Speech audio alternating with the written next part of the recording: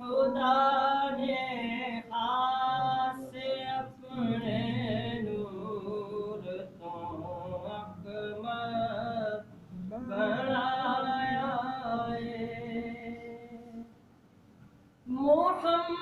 محمد مصطفیٰ بڑیا علی المرتضیٰ بڑیا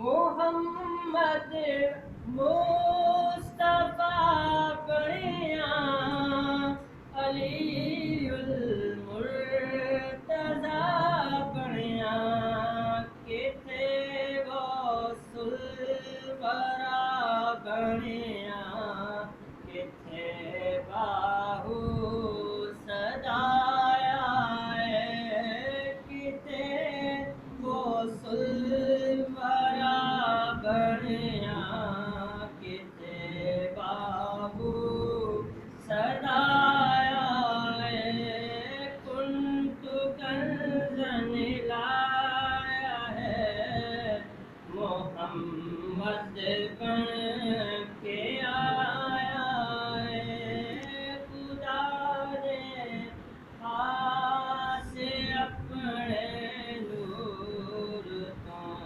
اکبر بنایا ہے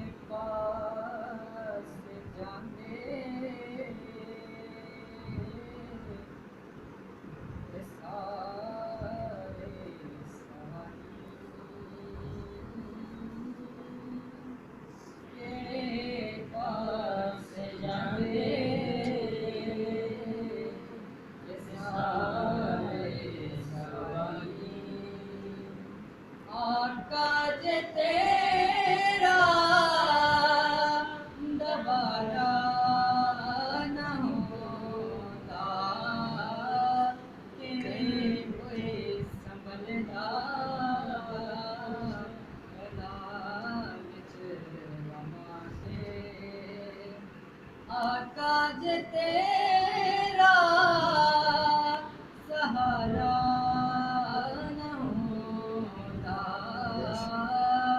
کیڑے پاس جاندے سارے گدا تے گدا نے گداواں نوں چھوڑو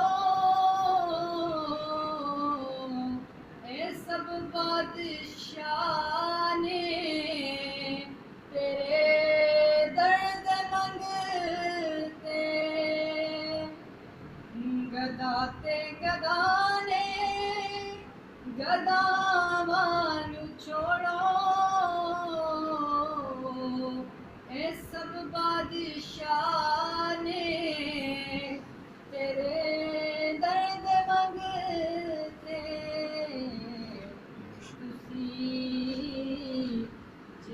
نہ بڑھ دے رات آقا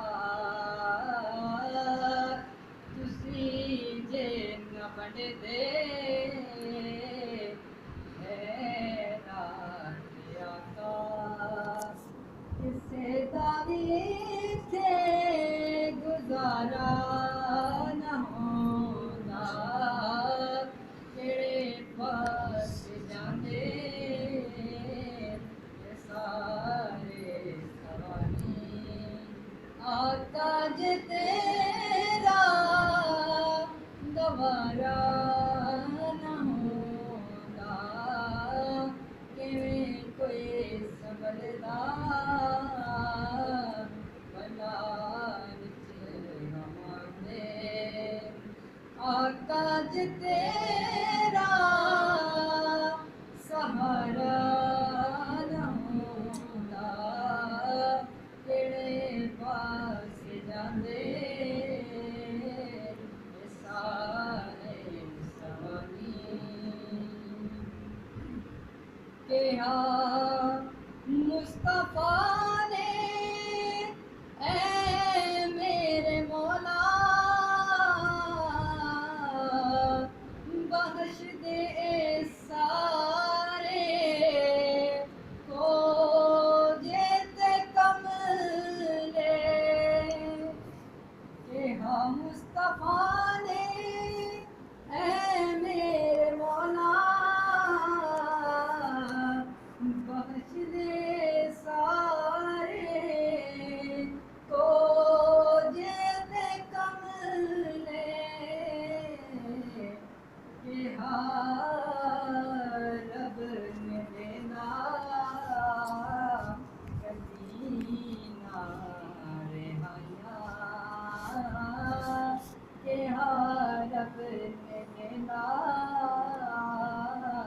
کبھی نہ رہایا مجھے محبوب سب تو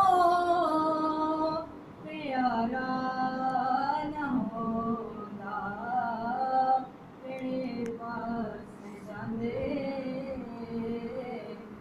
سارے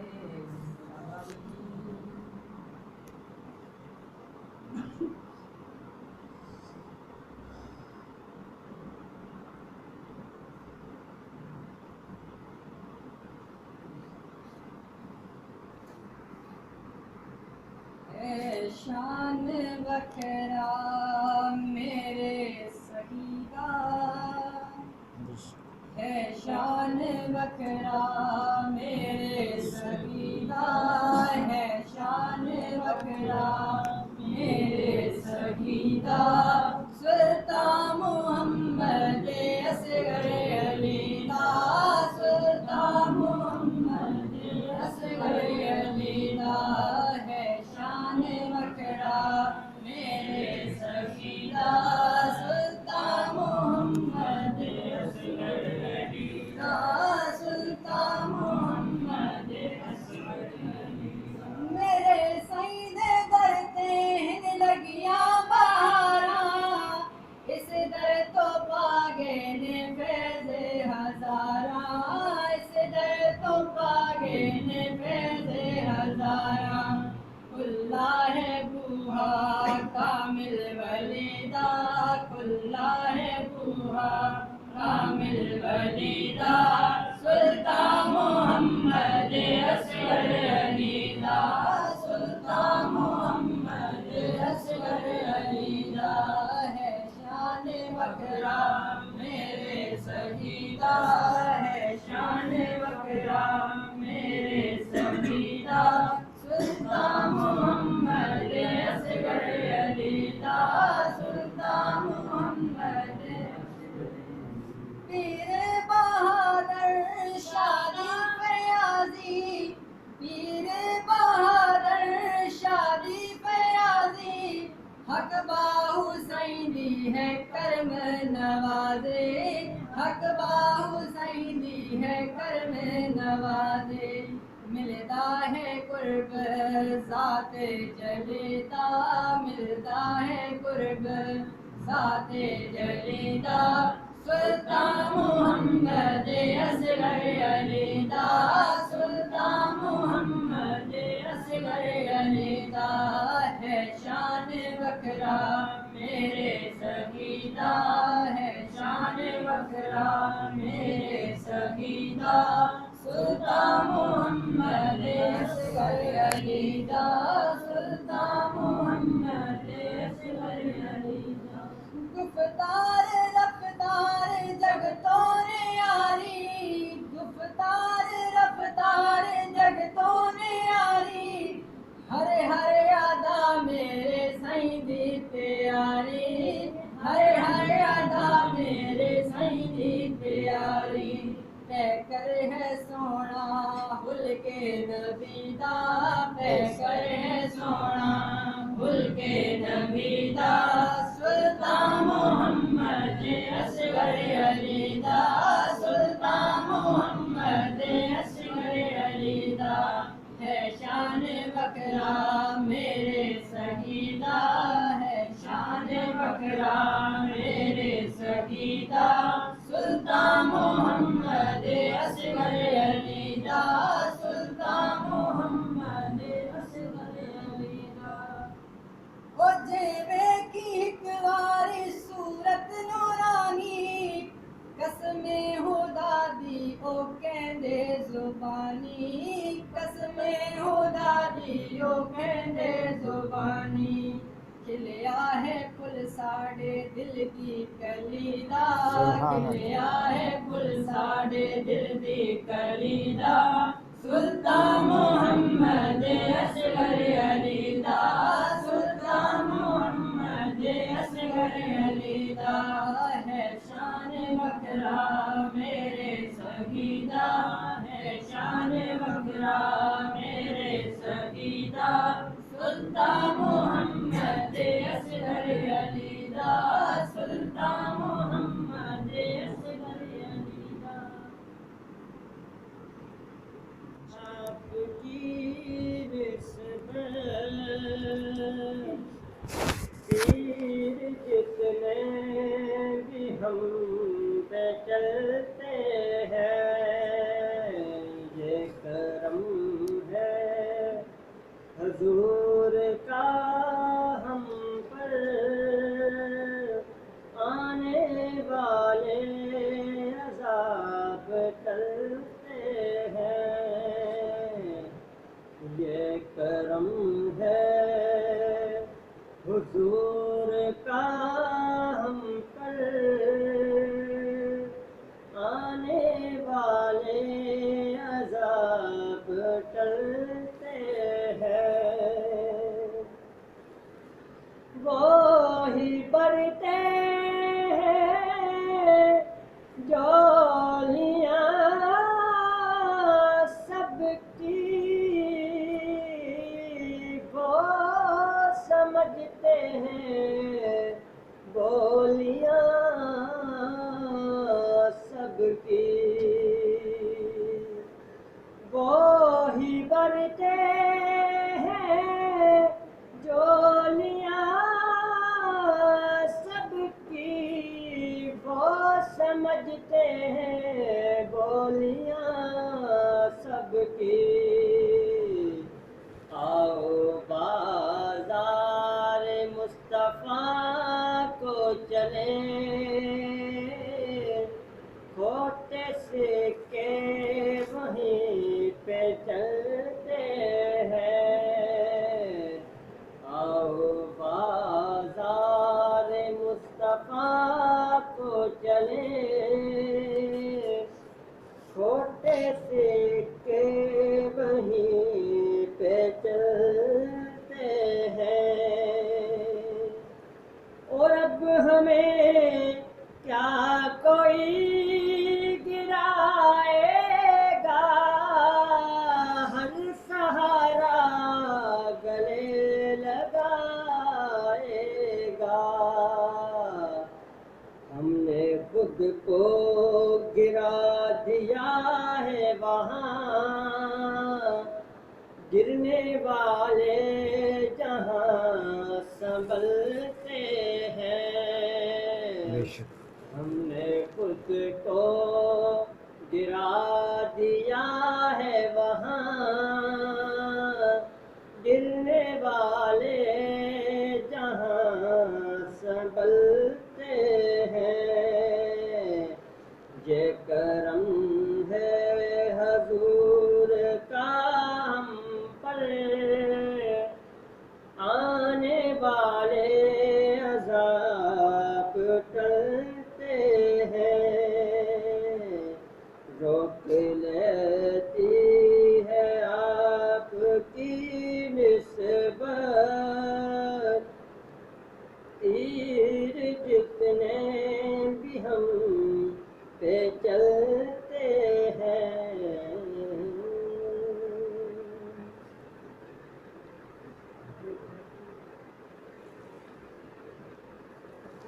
بے بسم اللہ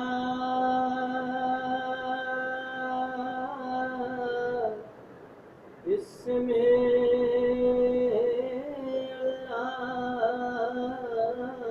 دا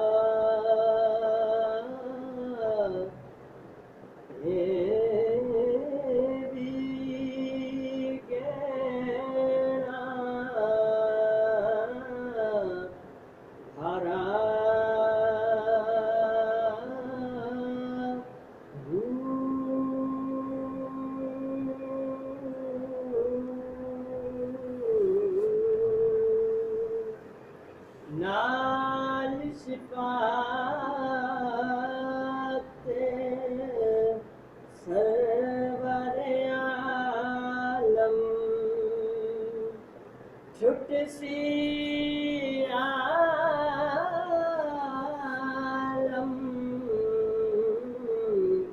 سارا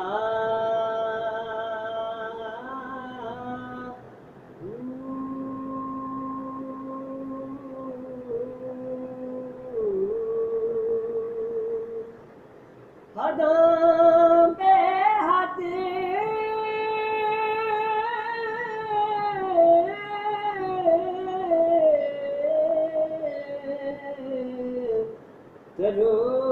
درود نبی نو جس دا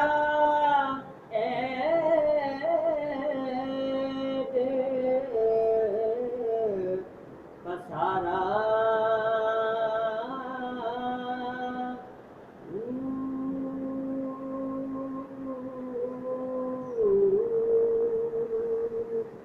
میں قربان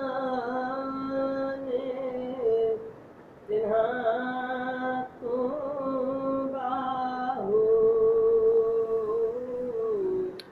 جنا ملیا نبی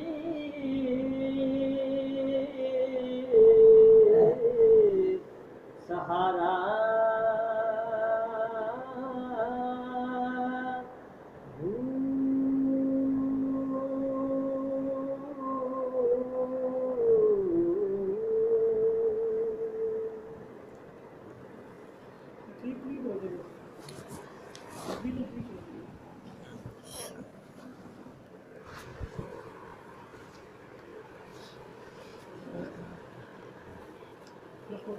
صلی اللہ رسول الکریم۔ اما بعد فاعوذ باللہ من الشیطان الرجیم، بسم اللہ الرحمن الرحیم۔ قلب المؤمن واشهد الله تعالى اشهد ان لا اله الا الله النبي الكريم، ان الله وملائكته يصلون على النبي يا ايها الذين امنوا صلوا عليه وسلموا تسليما، اللهم صل على سيدنا محمد يا سيدي يا رسول الله وعلى آلك وأصحابك يا سيدي يا حبيب الله يا محبوب الله يا نور من نور الله يا محمد رسول الله صلی اللہ علیہ وسلم۔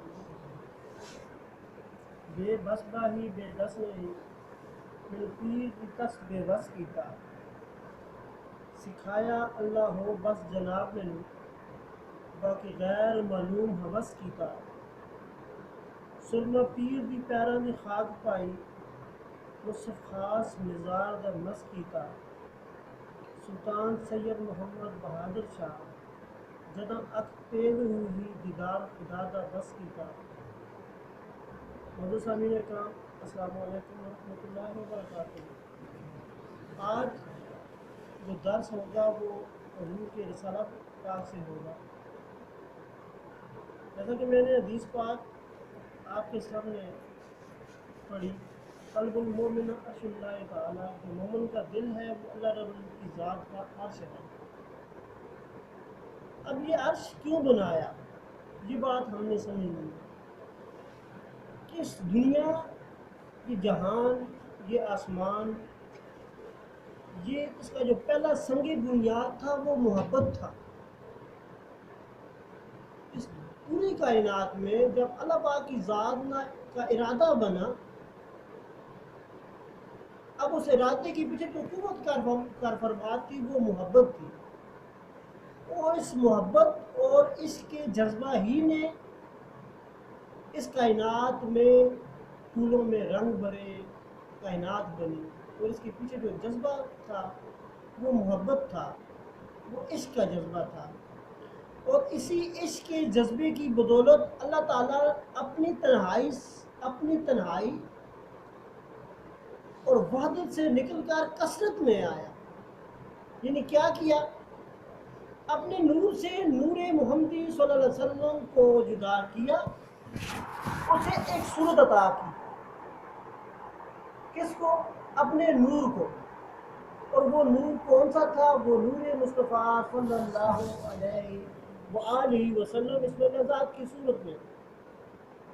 اب پھر کیا ہوا، اب اس نور مقدس کے حسن و جمال کی جلوہ نمائی فرمائی، جس نور محمدی صلی اللہ علیہ وسلم کا ظہور ہوا، اور اللہ تعالیٰ اپنے ہی نور سے اس قدر محبت اور اس طرح عشق ہوا کہ کائنات کی ابتدا ہوئی. اب حضور ایک مرتبہ حضرت جابر رضی اللہ عنہ نے سوال کیا کہ یا حضور، اللہ پاک کی ذات نے سب سے پہلے کس چیز کو تخلیق فرمایا؟ تو آپ نے فرمایا یا جابر ان اللہ تعالیٰ خلق قبل الاشیاء نور نبیک من نوری انا من نور اللہ تعالیٰ وکل خلائق من نوری. کہ جابر رضی اللہ عنہ، اللہ پاک کی ذات نے سب سے پہلے اپنے نور سے تیرے نبی کے نور کو تخلیق فرمایا، اور میں اللہ کے نور سے ہوں اور ساری مخلوقات میرے نور سے. یعنی خداوند کریم نے جذبہ عشق کے تحت نور مصطفیٰ صلی اللہ علیہ وآلہ وسلم کو صورت عطا کی، اور صورت محمدی صلی اللہ علیہ وسلم کے نور سے جذبہ محبت، جذبہ عشق کی صورت میں اس انسان کو تخلیق کیا. اب آگے آپ فرماتے ہیں کہ خود اللہ تعالیٰ کو اپنے اس نور سے محبت ہوئی، اور اس طرح عشق و محبت سے کائنات کی ابتدا ہوئی.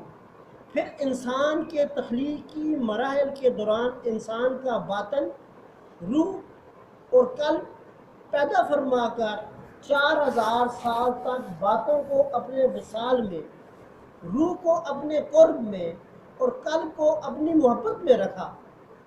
یہ بات بڑی ضابطے کی ہے. آپ نے کیا فرمایا کہ 4000 سال تخلیقی مراحل میں باطن، روح اور قلب کو پیدا فرمایا.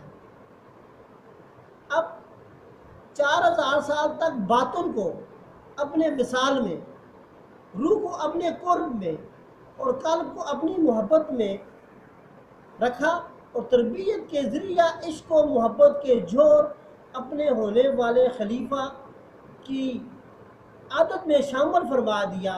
اور پھر اس انسان کا جس میں خاکی تخلیق فرما کر اسے زمین پر اتار دیا. اب 4000 سال اللہ پاک کی ذات نے جب اس روح کو، باطن کو، قلب کو 4000 سال اپنے قرب میں رکھا، اسے محبت کی گٹی، محبت کا اسے چراغ، محبت کا جام پلایا، اور پھر کیا کیا، اس روح کو، اس باطن کو، اس قلب کو اس خاکی وجود کے اندر رکھ دیا. آگے آپ فرماتے ہیں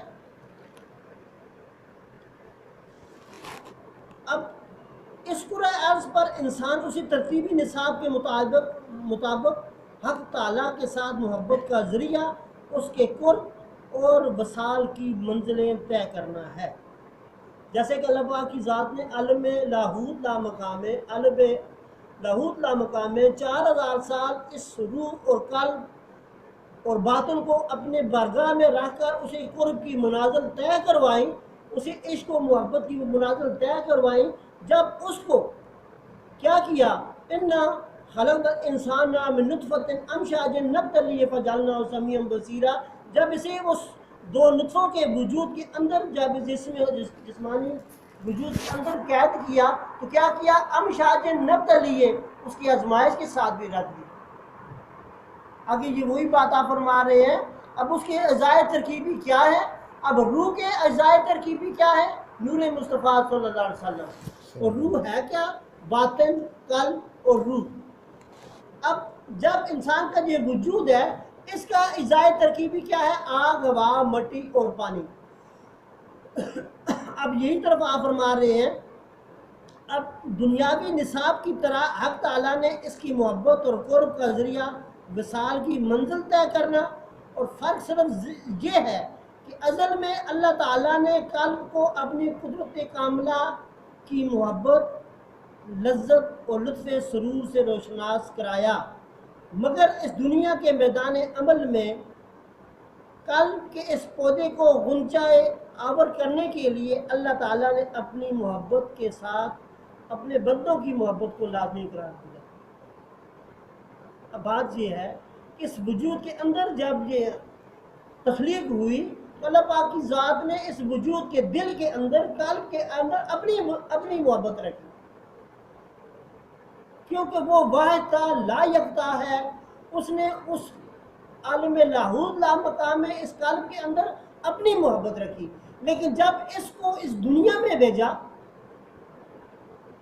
تو اجزائے ترکیبی کے تحت اللہ پاک کی ذات نے اپنی محبت کے ساتھ ساتھ اپنے قرب کا ذریعہ اپنے بندوں کی محبت کو لازمی قرار دیا.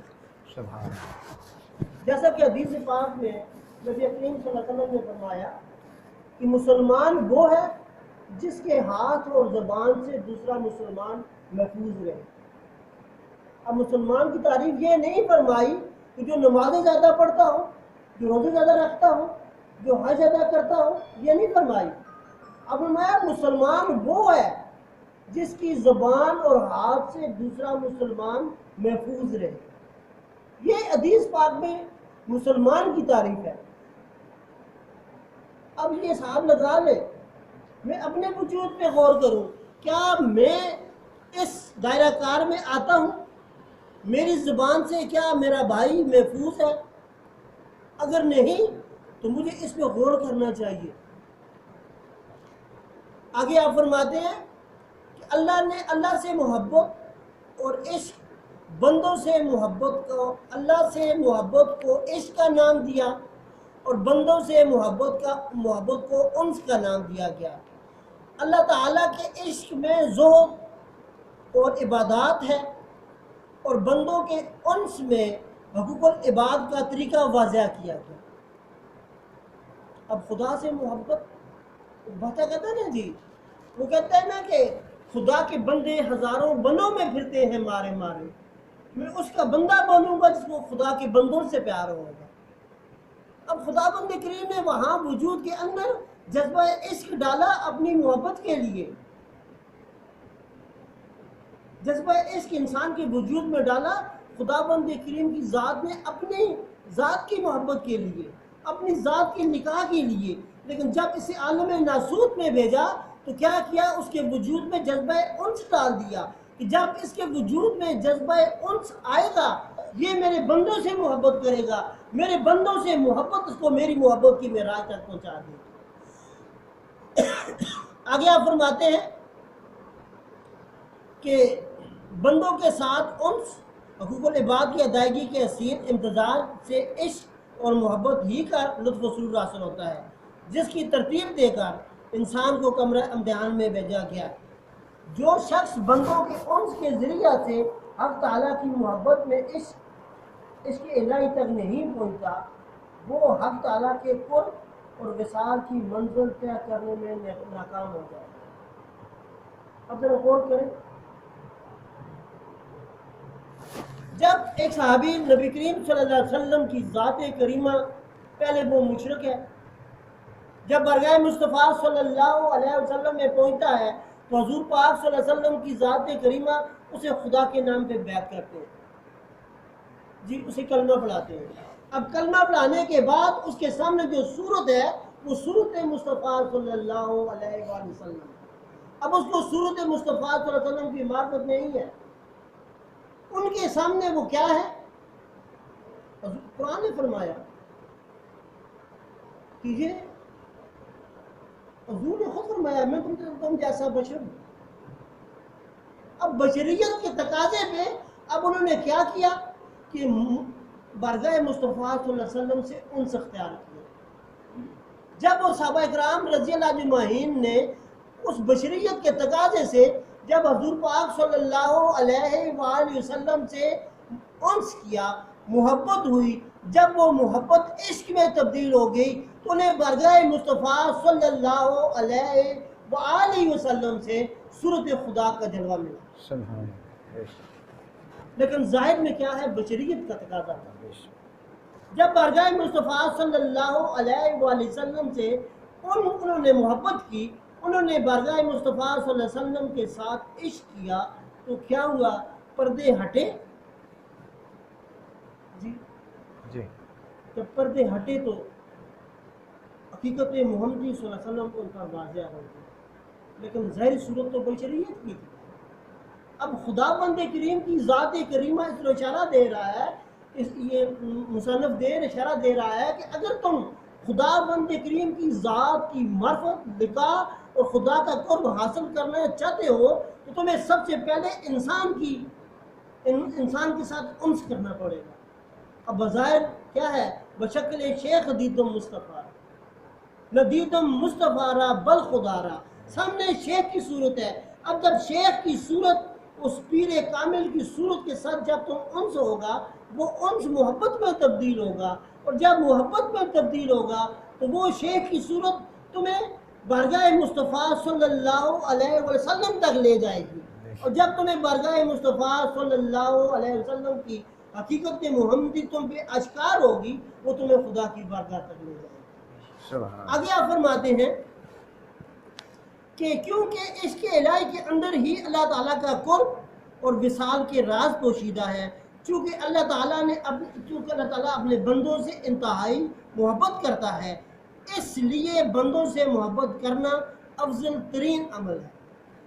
میں نے پہلے کہا تھا نا کہ خدا کے بندے ہزاروں بنوں میں پھرتے ہیں مارے مارے، میں اس کا بندہ بنوں گا جس کو خدا کے بندوں سے پیار ہوگا۔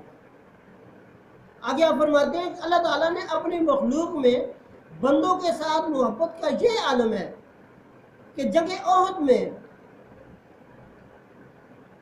احد کے روز عتبہ بن ابی وقاص کے ہاتھوں سے پھینکا ہوا پتھر لگنے کی وجہ سے حضور پاک صلی اللہ علیہ وسلم کے دندان مبارک شہید ہوئے اور سر مبارک پر شدید زخم پہنچا۔ حضرت حمزہ رضی اللہ تعالی عنہ جیسے نامور پہلوان اسلام میں شہید ہوئے تو نبی اکرم صلی اللہ علیہ وسلم نے کفار پر بد دعا کرنے کا ارادہ فرمایا تاکہ وہ ہلاک ہو جائیں۔ ابھی آپ صلی اللہ علیہ وسلم خیال ہی فرمایا تو یہ آیت کریمہ نازل ہو گئی کہ یہ بات تمہارے ہاتھ میں نہیں، اللہ ان کی توبہ کو توفیق دے یا انہیں عذاب کرے، وہ ظالم ہے۔ آگے آپ فرماتے ہیں کہ اس طرح حضور پاک صلی اللہ علیہ وسلم کے بدعا سے منع فرمایا گیا۔ اب یہاں سے ایک بات چلی، حضرت نوح علیہ السلام، اب خدا کو اپنے بندوں سے کتنا پیار ہے۔ حضرت نوح علیہ السلام جب 950 سال تبلیغ کرنے کے بعد صرف 70 یا 72 تن انہوں نے اسلام لایا، 950 سال کے بعد آپ عاجز آ گئے۔ اب انہوں نے خدا کی بارگاہ میں عرض کی یا بار الہ، یہ مخلوق ہدایت نہیں مانتی، یا بار الہ ان کو غرق کر دے۔ جب نبی نے دعا کی، اللہ پاک کی ذات نے اسباب پیدا کیا، اللہ پاک کی ذات نے فرمایا کشتی تیار کرو۔ اب اتنا عرصہ وہ کشتی تیار ہوتی رہی۔ جب کشتی تیار ہوئی تو وہ لوگ مذاق کرتے تھے۔ جب وہ کشتی تیار کرتے تھے، وہ صحابہ کرام نوح علیہ السلام کے جو پیروکار تھے وہ پوچھتے تھے کیا کر رہے ہو؟ وہ کہتے ہیں عذاب آئے گا، خدا کا عذاب، پانی کا عذاب آ جائے گا، آپ لوگ غرق ہو جاؤ گے۔ وہ روزانہ صبح سویرے مسلمان وہاں کشتی بناتے تھے، وہ ساتھ کھڑے ہو کر ٹٹھے مذاق کیا کرتے تھے۔ کرتے کرتے کشتی تیار ہو گئی۔ جب کشتی تیار ہو گئی، اب خدا بند کریم اپنی مردوں سے کتنی محبت کرتا ہے۔ اب بظاہر تو خدا بند کریم اسے وہ کہتا جناب، جیسے کہا کل یا نار کونی بردن و سلام علی ابراہیم، اے ابراہیم میرے ابراہیم پر، اے آگ یہ آگ میرے ابراہیم پر ٹھنڈی ہو جا، تو آگ گلزار بن گئی۔ خدا کا کلام ہی کافی ہے، لیکن وہ خدا بند کریم کی تدبیر دیکھیں، وہ یہ چاہتا کہ یہ بندے سدھر جائیں۔ اب اتنا عرصہ کشتی بنتی رہی، وہ لوگ مذاق کرتے ہی رہے۔ اس کے بعد کشتی تیار ہوئی۔ اب جب کشتی تیار ہوئی تو انہوں نے اس میں گندگی اتنی پیشاب کرنا شروع کر دیا۔ اب وہ کشتی جناب اللہ اس سے بھری گئی۔ اب حضرت نوح علیہ السلام خدا کا دعا تو کر بیٹھے، اب وہ دیکھ رہے ہیں اب خدا کی حکمت کیا ہوا، ان کو ایک بیماری لگ گئی۔ جب بیماری لگی تو ایک آدمی چلتے چلتے اس گندگی میں گر گیا، وہ خارش کی بیماری سے ختم ہو گئی۔ اس نے اپنی قوم کو بتایا کہ ہمیں خارش کی بیماری ہے، وہ جو کشتی میں گند ہے اس کو ساتھ رکھ لو تو یہ ختم ہو جاتی ہے۔ اب کیا ہوا، جب کرتے کرتے کشتی بھی جناب ان کو دھوئی، دھونے کے بعد پھر وہ بیماری ختم ہوئی۔ اب جب کشتی تیار ہوگی، اللہ پاک نے فرمایا ہر چیز کا ایک جوڑا لے کر کشتی میں رکھ دو۔ اب ہر چیز کا جوڑا کشتی میں رکھا، رکھنے کے بعد وہ کشتی میں مسلمان بیٹھ گئے۔ جب مسلمان کشتی میں بیٹھ گئے، پانی آیا، زمین نے پانی چھوڑ دیا، آسمان نے پانی چھوڑ دیا، ساری مخلوق غرق ہو گئی۔ صرف وہی لوگ بچے جو کشتی میں، امن داخلہ کہانا آمنا، جو کشتی میں تھا وہ امن پا گیا۔ اب امن پانے کے بعد ہوا کہ جس وقت نوح علیہ السلام وہ پانی اترا، اترنے کے بعد جودی پہاڑ سے پانی اترا، وہ اپنی زمین پر جب گئے، اب کائنات میں وہی 72 لوگ ہیں جو مسلمان ہیں، جو صراط مستقیم پر ہیں، جو نبی کے پروں کے نیچے ہیں، جو ہر وقت اس نبی کے سامنے ہیں۔ اب نوح علیہ السلام کا کام ختم ہو گیا۔ بڑے مزے کی بات ہے، نوح علیہ السلام کا کام ہی ختم ہو گیا۔ اب نوح علیہ السلام اللہ پاک کی بارگاہ میں عرض کرتے ہیں یا بار الہ، اب میں کیا کروں؟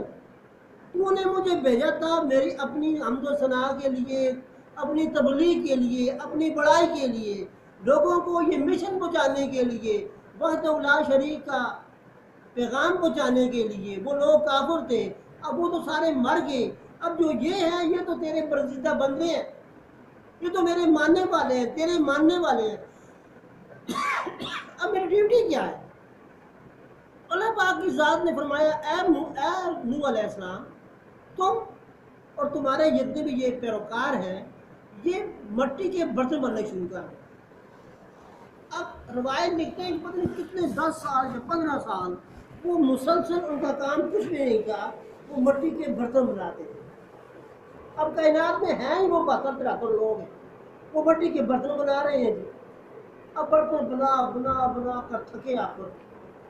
اب ان کے پیروکاروں نے بھی ہوا سمجھا حضور یہ کس کے لیے بناتے ہیں برتن، کون استعمال کرے گا، پھر کب تک کتنے بنائیں گے؟ وہ تھک گئے۔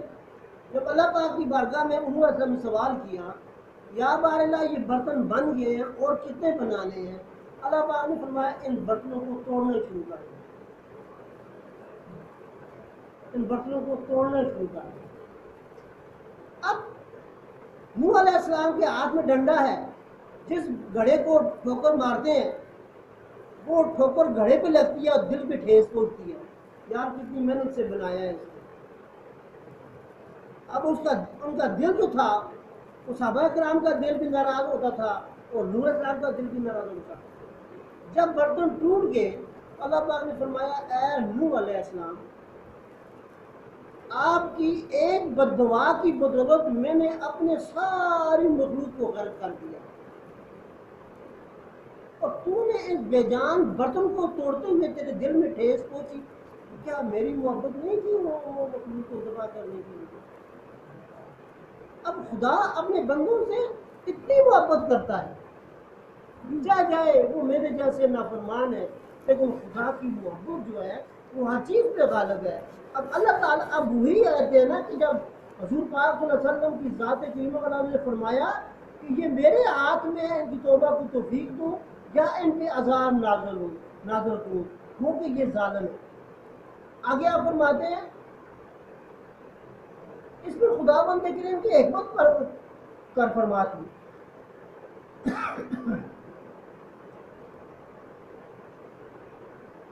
ایک اور جگہ اللہ پاک کی ذات قرآن مجید میں فرمایا بے شک اللہ کے روکے ہوئے ہیں آسمانوں اور زمینوں کو جمع نہ کرے۔ اس آیت کریمہ کی تفسیر میں فرمایا جب کوئی آدمی اللہ تعالیٰ کی نافرمانی کرتا ہے تو اس مقام پر زمین کا وہ حصہ اللہ کی اجازت چاہتا ہے کہ یا بار الہ مجھے اجازت دے کہ میں اس کو اپنے اندر دسا لوں۔ اب دیکھیں جس وقت جس خدا کی زمین پر جب ہم گناہ کرتے ہیں تو وہ زمین خدا کی بارگاہ میں عرض کرتی ہے یا بار الہ ہمیں یہ اجازت دے کہ ہم اس کو اسے میں اپنے اندر ہی دسا لوں اس گناہ کے سمیت۔ لیکن خدا بند کریم کی ذات کیا کہتی ہے کہ میں نے روکا ہوا ہے، اس کو میں نے زمین کو روکا ہوا ہے کہ جس وقت میرا حکم نہ ہو اس کو غذا نہیں پہنچانی۔ آسمان کا وہ ایسا اجازت چاہتا ہے یا بار الہ جو میرے آسمان کے نیچے جو گناہ کرتا ہے میں اس پہ گر جاؤں۔ اللہ پاک کی ذات فرماتی ہے کہ میں نے ان کو روکا ہوا ہے، تم رک جاؤ کیونکہ میں نے تم نے ان کو پیدا نہیں کیا اور میں نے ان کو پیدا کیا۔ اگر تو ان کو پیدا کرتا تو ان پہ رحم کرتا، لہذا میں نے ان کو پیدا کیا ہے اور میں ہی ان پہ رحم کروں گا، اور یہ شاید توبہ کر کے میری طرف آ جائیں اور میں نے بخش دوں گا اور ان کی برائیوں اور نافرمانیوں کو نیکیوں میں بدل دوں گا۔ ایک اور روایت میں شعور ہے کہ اللہ تعالیٰ نے داؤد علیہ السلام کی طرف وہی بھیجی، اے داؤد تجھے کیا ہو گیا کہ تو نے تنہائی اختیار کر لی؟ تو داؤد علیہ السلام نے عرض کی یا بار الہ میں نے تیری محبت میں مخلوق سے منہ پھیر لیا۔ اللہ تعالیٰ نے جواب سن کر فرمایا تو نہیں جانتا کہ میری محبت تو یہ ہے کہ بندوں پر نوازش کرے اور میرے بندوں پر تو رحم کرے گا، اور یہ تجھے سب سے بہتر اجر حاصل ہوگا، اور تو میرے کو اپنے محبوب بندوں میں داخل کر دوں گا۔ جب میرے کسی بندے کی طرف بے رحمی کی نظر نہ کرنا ورنہ میں تیرا سارا اجر ضائع کر دوں گا۔ مزید فرمایا میری 3 باتیں یاد رکھ، اول مجھ سے محبت رکھ، دوم جو مجھ سے محبت رکھتا ہے تو اس سے محبت رکھ، اور سوم مجھے میری مخلوق کا محبوب بنا۔ اس طرح حضرت داؤد علیہ السلام نے عرض کی اے پروردگار میں تجھ سے محبت کرتا ہوں، میں تجھ سے تیری مخلوق کو کیسے محبوب بنا سکتا ہوں؟ اس پر اللہ تعالیٰ نے فرمایا میرے احسانات اور انعامات کو یاد کر اور میری مخلوق کو بھی یاد دلا کہ مجھ سے اچھے سلوک کی امید میں مجھے اپنا محبوب بنا لے۔ ٹھیک ہے نا جی؟ آگے حضرت انس رضی اللہ عنہ سے روایت ہے کہ نبی اکرم صلی اللہ علیہ وسلم نے فرمایا میں تمہیں ایک ایسی قوم کی خبر نہ دوں جو نہ تو انبیاء ہے اور نہ شہداء، مگر اللہ تعالیٰ کے نزدیک ان کے درجات انبیاء اور شہداء بھی رش کریں گے، وہ نور کے ممبر پر بیٹھے ہوں گے۔ تو صحابہ اکرام رضی اللہ اجمعین نے عرض کی حضور ارشاد فرمائیے وہ کون لوگ ہوں گے؟ تو حضور پاک صلی اللہ علیہ وآلہ وسلم نے فرمایا کہ اللہ کے بندوں کو جو اللہ کے بندوں کو اللہ کا محبوب بنا دیتے ہیں۔ اب یہاں پر یہ بات بڑے پتے کی ہے کہ جو اللہ کے بندوں کو اللہ کا محبوب بنا دیتے ہیں، اس سے کیا مراد ہے؟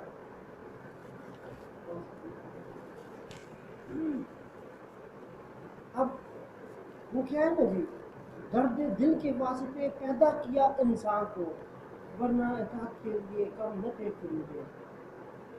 اللہ کے بندوں کو اللہ کو محبوب بنانا کیسا ہے؟ فَفِرُّوا إِلَى اللَّهِ۔ جی اب اس سے مراد یہ ہے کہ ہم پر جو مرشد پاک نے وہ مہربانی فرمائی، جی جی ہمیں وہ اسم اللہ ذات کا خزانہ عطا فرمایا۔ حضور سلطان باہو رحمۃ اللہ علیہ اس نور الہدیٰ شریف میں آپ فرماتے ہیں کہ اسم اللہ ذات کائنات میں وہ چابی ہے، جب یہ دل کو چابی لگتی ہے تو اس دل کے اندر سے نور مصطفیٰ صلی اللہ علیہ وسلم کے جلوہ نما ہونے سے انسان کے دل میں محبت الہی کی شمع روشن ہوتی ہے، اور جب انسان کے وجود کے اندر محبت الہی کی شمع روشن ہو جاتی ہے تو پھر کیا ہوتا ہے؟ اس کا تعلق خدا کے ساتھ بن جاتا ہے۔ جب اس کا تعلق خدا کے ساتھ بن جاتا ہے وہ کیا کرتا ہے؟ اوروں کو بھی خدا کے ساتھ تعلق بناتا ہے۔ جی جب انسان کی ڈیوٹی کی ہوتی ہے، حضور پاک صلی اللہ علیہ وسلم کی حدیث مبارک ہے، اجاد و خاتوں میں ایک ہی آیت کا علم کیوں نہ ہو۔ جی صحابہ کرام کو آپ نے فرمایا کہ تم ایک ہی آیت لے کر کسی دوسرے مسلمان تک یہ بات پہنچا دو، تمہیں ایک ہی اچھی بات کا پتہ ہو تو دوسرے کو وہ پہنچائے۔ اور کائنات میں سب سے اچھی بات یہ کیا ہے؟ وَمَنْ أَحْسَنُ قَوْلًا مِّمَّنْ دَعَا إِلَى اللَّهِ، اس سے بہتر کس کی بات ہے جو لوگوں کو اللہ ہو کی طرف بلائے۔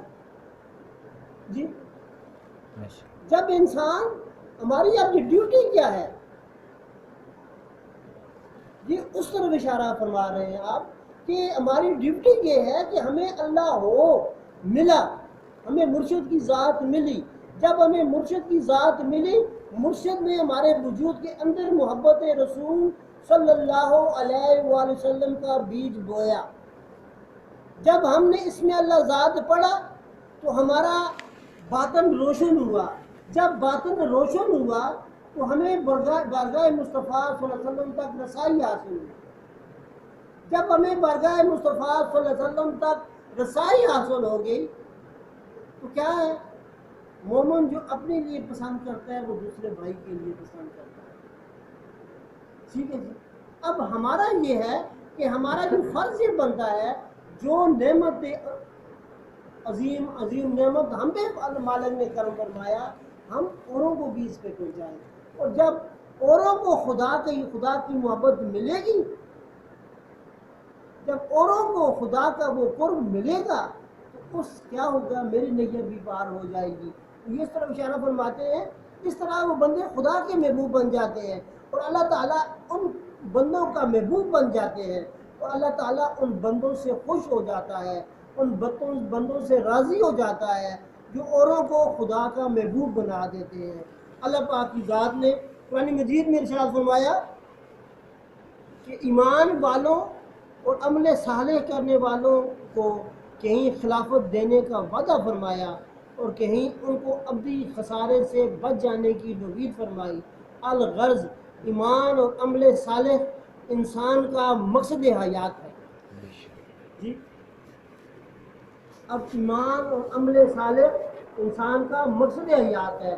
وسائل ہدایت اور ارشاد یعنی حق تعالیٰ کی وحدانیت، ملائکہ، انبیاء اور آسمانی کتب وغیرہ پر مکمل اعتقاد اور یقین کامل کا نام ایمان ہے، اور نور ایمان کی روشنی میں حق تعالیٰ کے امر و نہی کی تعمیل کرنے کا نام نیک عمل ہے۔ ایمان کے ساتھ نیک عمل نہ ہو تو یہ ایک درخت بے ثمر ہو کر رہ جاتا ہے۔ اب یہاں پہ جن ساتھیوں کو اس میں اللہ ذات نصیب ہے، ذرا غور کریں، ایمان اس میں اللہ ذات کا نام ہے اور شریعت وہ درخت ہے۔ ٹھیک ہے نا جی؟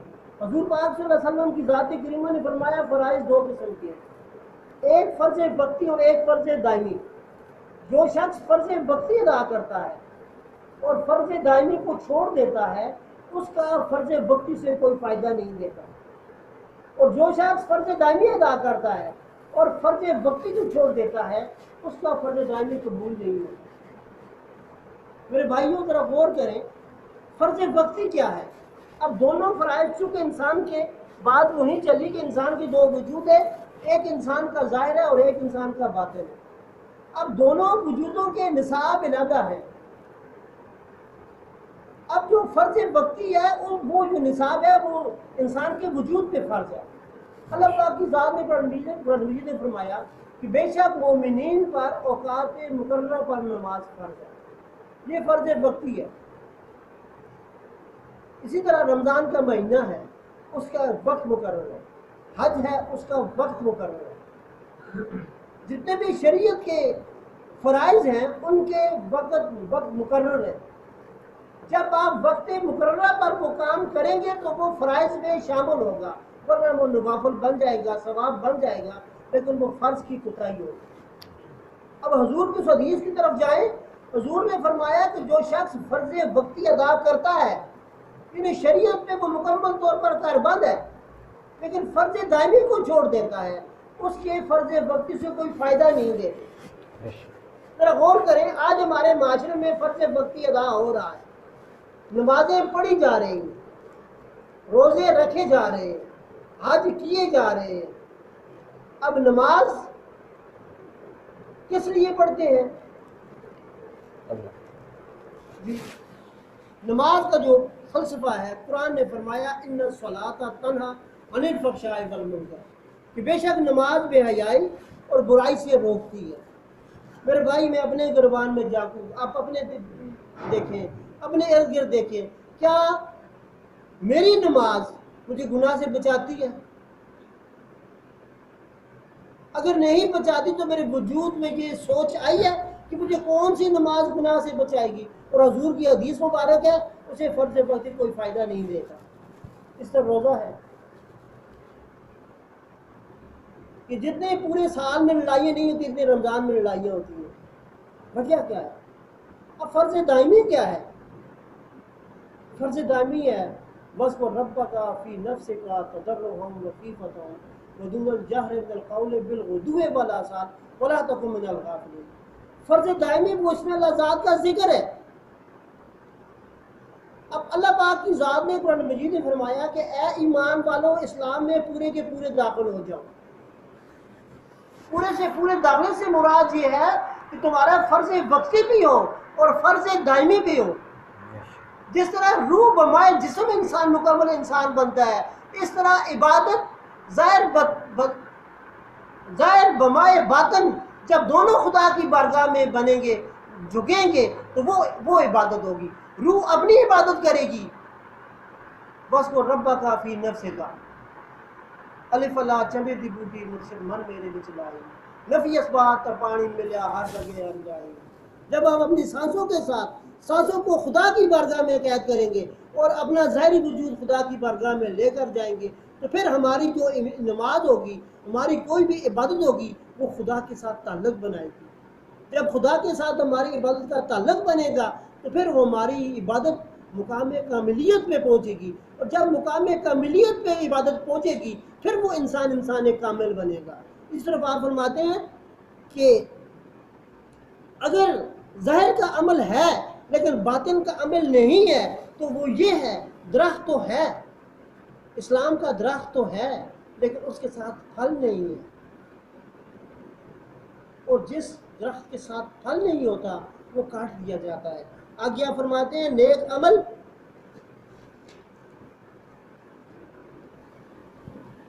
ایک بڑا وسیع المعنی لفظ ہے جس میں اللہ کی رضا کے لیے ہر کام شامل ہے، عبادت بدنی ہو یا مالی، ذکر ہو، مراقبہ ہو، تسبیح ہو، تحلیل ہو، نماز ہو، خیرات ہو یا مخلوق کی نفع رسانی ہو، سب ہی نیک اعمال ہے، مگر سب سے بڑھ کر جو انسان کا وہ عمل افضل ترین ہے جس میں اس نے کسی کو ادائے کی طرف بلایا ہو۔ سب سے جو بڑھ کر عمل ہے نا جی، وہ کیا ہے؟ کسی کو ہدایت کی طرف بلانا جو ہے وہ سب سے بڑھ کر عمل ہے۔ اور یہ عمل صالحات بے شک یہ سب سے صالح عمل ہے. جس نے کسی کو ہدایت طرف بلایا ہو اسے عمل صالح کہتے ہیں. یہ وہ عمل ہے جس میں پہلے انسان خود حقائق اشیاء بالخصوص اللہ تعالیٰ کی علم روشنی میں معرفت الہی کا کمال حاصل کرتا ہے. یعنی وہ پہلے خود معرفت حاصل کرتا ہے، خود وعبد ربک حتی یاتک الیقین، اس کی عبادت حق یقین کے مقام پر ہوتی ہے تو پھر وہ کیا کرتا ہے، وہ لوگوں کو بھی اس روشنی کی طرف لاتا ہے. اور وہ کیا کرتا ہے، وہ اس معرفت الہی کو حاصل کرتا ہے، پھر روحانی معالج بن کر مریضان بنی آدم کا علاج کرتا ہے. اور ایسے لوگوں کو صالحین کہتے ہیں. یہ وہ لوگ ہوتے ہیں جو بنی آدم کے دلوں میں محبت کے ذریعے سے اخلاص و نیاز پیدا کر کے تہذیب نفس سے روح میں نور و سرور کی لہر دوڑا دیتے ہیں، جس سے انسان محبت الہی میں سرشار ہو کر حق تعالیٰ کے قرب و وصال سے ہمکنار ہو جاتا ہے اور اللہ تعالیٰ ان کو اپنا محبوب بنا لیتا ہے. اور یہی عمل صالح ہے، یہی عمل صالح ہے. کسی شاعر نے کیا خوب کہا کہ درد دل کے واسطے پیدا کیا انسان کو، ورنہ اطاعت کے لیے کم نہ تھے قلوبیاں. انہی اغراض مقاصد کی تکمیل کے لیے اور منشاء خدا بندی کے عین مطابق خدا نے باہو رحمۃ اللہ علیہ کے آستانہ عالیہ سے اصلاحی جماعت کا قیام عمل میں لایا گیا اور سلطان الفقر ششم حضرت سلطان محمد علی صاحب کی زیر سرپرستی میں محبت الہی کی تعلیم سے تزکیہ نفس کے ذریعے سے معرفت الہی کی دعوت دینے کا جو عمل ہے وہ ہم پر فرض ہے. کیوں؟ اس لیے کہ جو کچھ ہمیں مالک نے عطا کیا وہ اس میں اللہ ذات کا ذکر، ہمارے وجود کے اندر بھی وہ محبت الہی کی وہ روشن چراغ وہ جلایا. تو اب ہمارا یہ فرض بنتا ہے تو جو ہمیں چیز وہ عطا ہوئی ہم اوروں کو بھی دکھلائیں. اللہ پاک کی پاک بارگاہ میں دعا ہے جو کچھ پڑھا سنا اس پر عمل کرنے کی توفیق عطا فرمائے. وما علینا الا البلاغ المبین.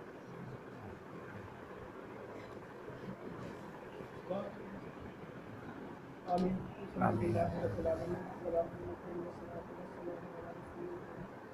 اللهم ربنا آتنا في الدنيا حسنة وفي الآخرة حسنة وقنا عذاب النار. یا بار اللہ برس ہوا اپنی بارگاہ علی احمد کے دل منظور فرما. یا میرے مالک اس میں کرنے کو چاہے تو معاف فرما. یا میرے مالک ہمیں دین حنیف پر مکمل طور پر کر لینے کی توفیق عطا فرما. یا میرے مالک ہمیں بھی محبت کے انسان عطا فرما. یا میرے مالک شیطان کے شر سے بچا. یا میرے مالک نبی کریم صلی اللہ علیہ وسلم کی سنت پر عمل کرنے کی توفیق عطا فرما. یا میرے مالک ہمیں اس میں لذات پڑھنے اور اس پر عمل کرنے کی توفیق عطا فرما. یا میرے مالک جماعت پاک کے ساتھ ڈیوٹی کرنے کی توفیق عطا فرما. یا میرے مالک جو ساتھی اپنے گھروں سے چل کر آئے ہیں ان کے گھروں میں کاروبار فرما. یا میرے مالک ان کی اولاد میں ان کی کاروبار میں برکت عطا فرما. یا میرے مالک ان کے گھروں میں کوئی مصیبت ہے یا میرے مالک اپنے قریب کے سب کی معاف فرما. یا میرے مالک ہم سب کو اطاعت اور اتفاق عطا فرما اور مالک کے ساتھ وفا کرنے کی توفیق عطا فرما. صلی اللہ تعالی علی خیر خلقہ محمد و آلہ و صحبہ اجمعین برحمتہ اللہ.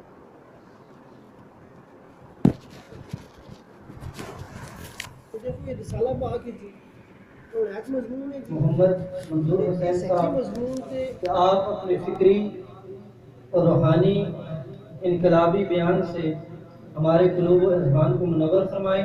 استقبالیہ نعرہ بلند کیجیے. نعرہ تکبیر، نعرہ تکبیر، نعرہ رسالت، نعرہ رسالت، نعرہ سلطانیہ، نعرہ سلطانیہ.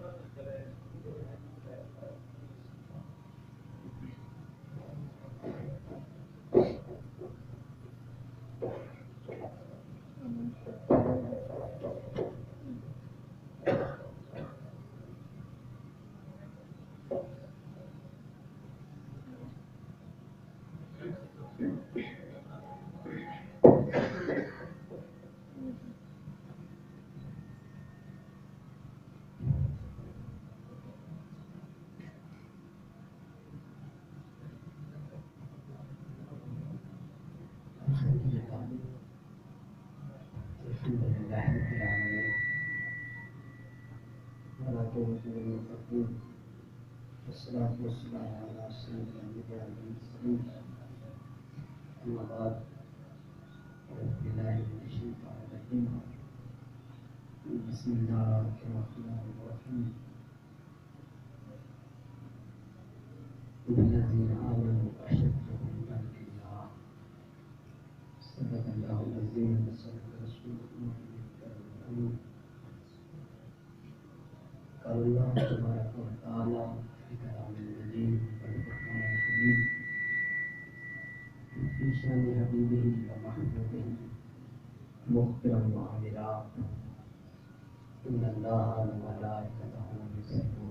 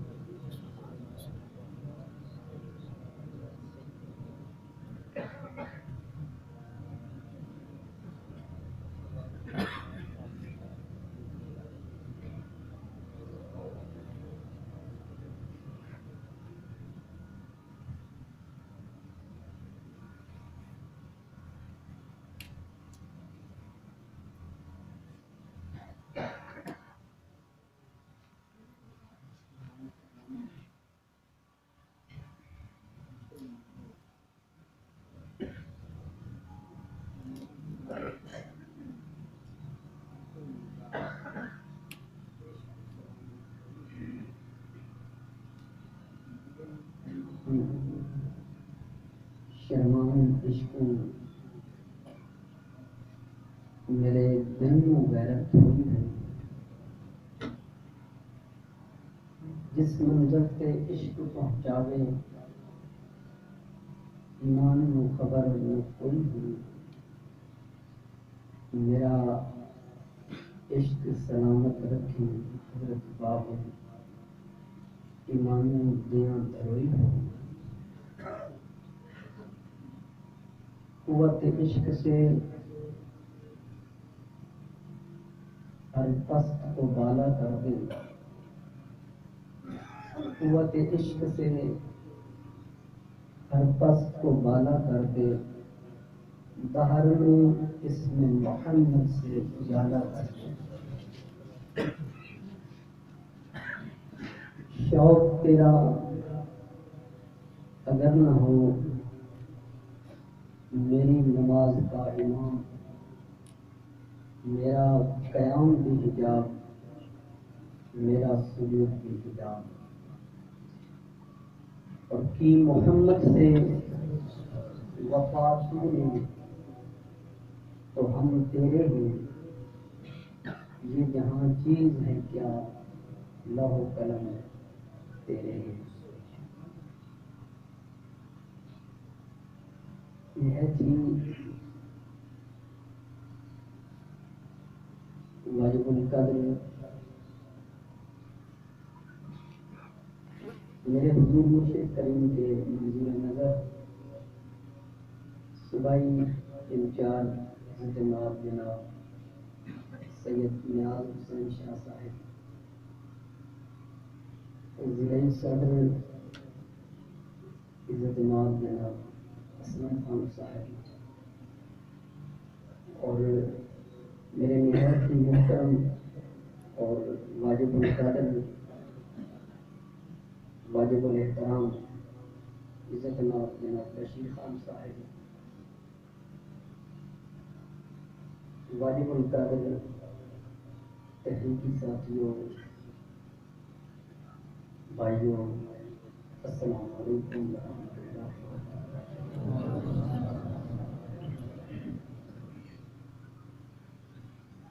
بندہ نچیز کا تعلق آپ اچھی طرح جانتے ہیں کہ دربار پرانوار حضور سلطان العارفین محمد واصلی حضرت سقی سلطان باہو رحمۃ اللہ تعالی علیہ آپ کے در اقدس اور دربار گوہربار سے چلائی جانے والی اصلاح جماعت عالمی تنظیم العارفین کا ایک ادنا سا نوکر ہونے کی حیثیت سے آپ کے سامنے حاضر ہے. دعا فرمائیں کہ اللہ تعالیٰ ایسی نوکریاں دارین نصیب فرمائے. اسلامی جماعت کا مشن اور مقصد میسج اور دعوت قرآن مجید اور احادیث مبارکہ کی روشنی میں جملہ اولیاء کاملین، صوفیاء کرام، بزرگان دین کی تعلیمات کو آپ احباب تک پہنچانا مقصود ہے.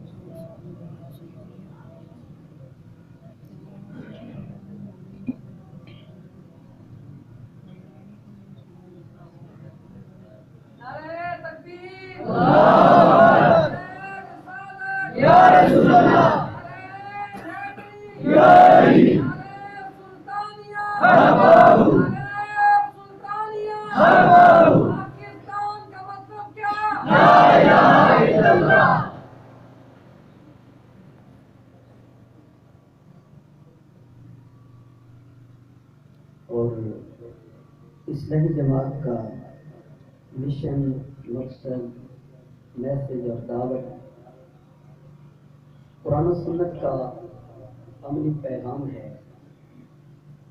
اور بطور خاص آج کی اس نشست کا جو عنوان ہے وہ آپ کے سامنے ہے کہ اقبال، عشق رسول صلی اللہ علیہ وآلہ وسلم اور عصر حاضر کی تقاضے. صرف دو باتیں اس مناسبت سے عرض کر کے آپ احباب سے اجازت چاہوں گا کہ اقبال کا جو عشق رسول صلی اللہ علیہ وآلہ وسلم ہے یہ ایک اقبال کی انفرادیت ہے. اس مناسبت سے کہ اقبال نے جو عشق مصطفیٰ صلی اللہ علیہ وآلہ وسلم کی شمع روشن کی اہل ایمان کے دلوں کے اندر، اہل یقین کے دلوں کے اندر، اہل نسبت اور اہل تعلق کے دلوں کے اندر، اس کے لیے علامہ اقبال کی لکھی ہوئی کتاب جاوید نامہ، میں سمجھتا ہوں کہ وہ ایک شعر جو فارسی کلام کے اندر اقبال نے حضور رسالت ناب صلی اللہ علیہ وآلہ وسلم کی ذات اقدس سے اپنی محبت، اپنی عقیدت، اپنی نسبت اور اہل ایمان کے لیے جو بنیادی شرط اقبال نے ذکر کی ہے وہ یہی ہے کہ جب تک آقا دو عالم صلی اللہ علیہ وآلہ وسلم کا عشق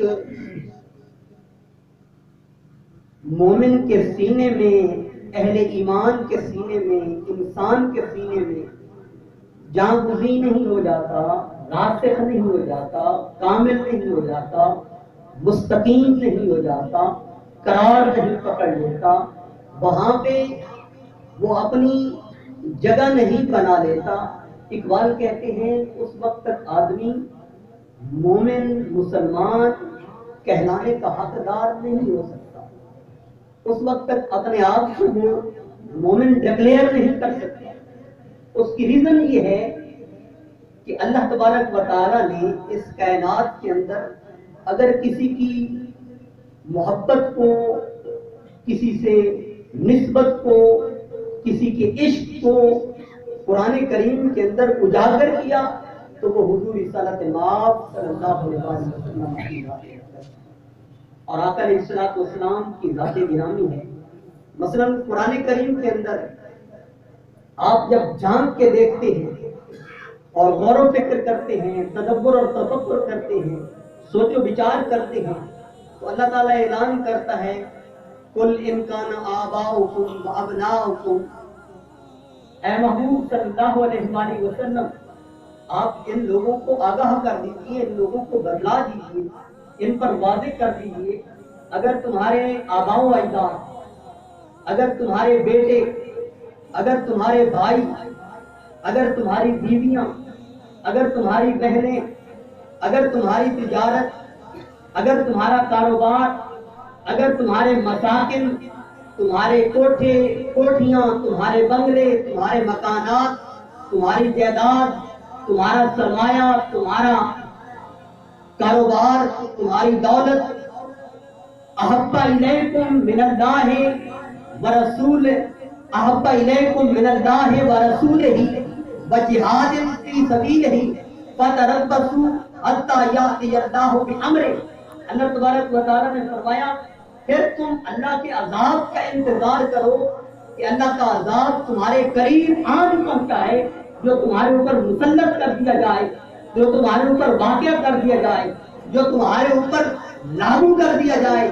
فرمایا اگر تمہیں ان چیزوں سے بڑھ کر اللہ اور اس کے رسول سے محبت نہیں ہو جاتی، عشق نہیں ہو جاتا، پیار نہیں ہو جاتا، تعلق اور نسبت نصیب نہیں ہو جاتی، فرمایا پھر تمہارا ایمان ابھی درجہ ایمان کامل کو نہیں پہنچا، تم اللہ کے عذاب کا انتظار کرو کہ اللہ تعالیٰ کا عذاب کب تمہارے اوپر آن پہنچے۔ تو اس کا مطلب یہ ہے کہ اپنی ذات سے بڑھ کر، اولاد سے بڑھ کر، والدین سے بڑھ کر، جائیداد سے بڑھ کر، مال سے بڑھ کر، دولت سے بڑھ کر، سرمایہ سے بڑھ کر، ہر چیز سے بڑھ کر اگر حضور کی ذات اقدس سے تعلق اور نسبت قائم نہیں ہو جاتا تو اس وقت تک آدمی کا ایمان کمپلیٹ۔ امام بخاری نے صحیح بخاری شریف کے اندر اس روایت کو ذکر کیا اور اس روایت کو درج کیا۔ آقا دو عالم صلی اللہ علیہ وآلہ وسلم نے ارشاد فرمایا لا یؤمن احدکم حتی اکون احب الیہ من والدہ و والدہ والناس اجمعین۔ فرمایا کہ اس وقت تک تمہارا ایمان کمپلیٹ نہیں ہوتا، تم کامل مومن نہیں بن سکتے، تم اہل ایمان نہیں بن سکتے۔ یا رسول اللہ صلی اللہ علیہ وسلم کب تک؟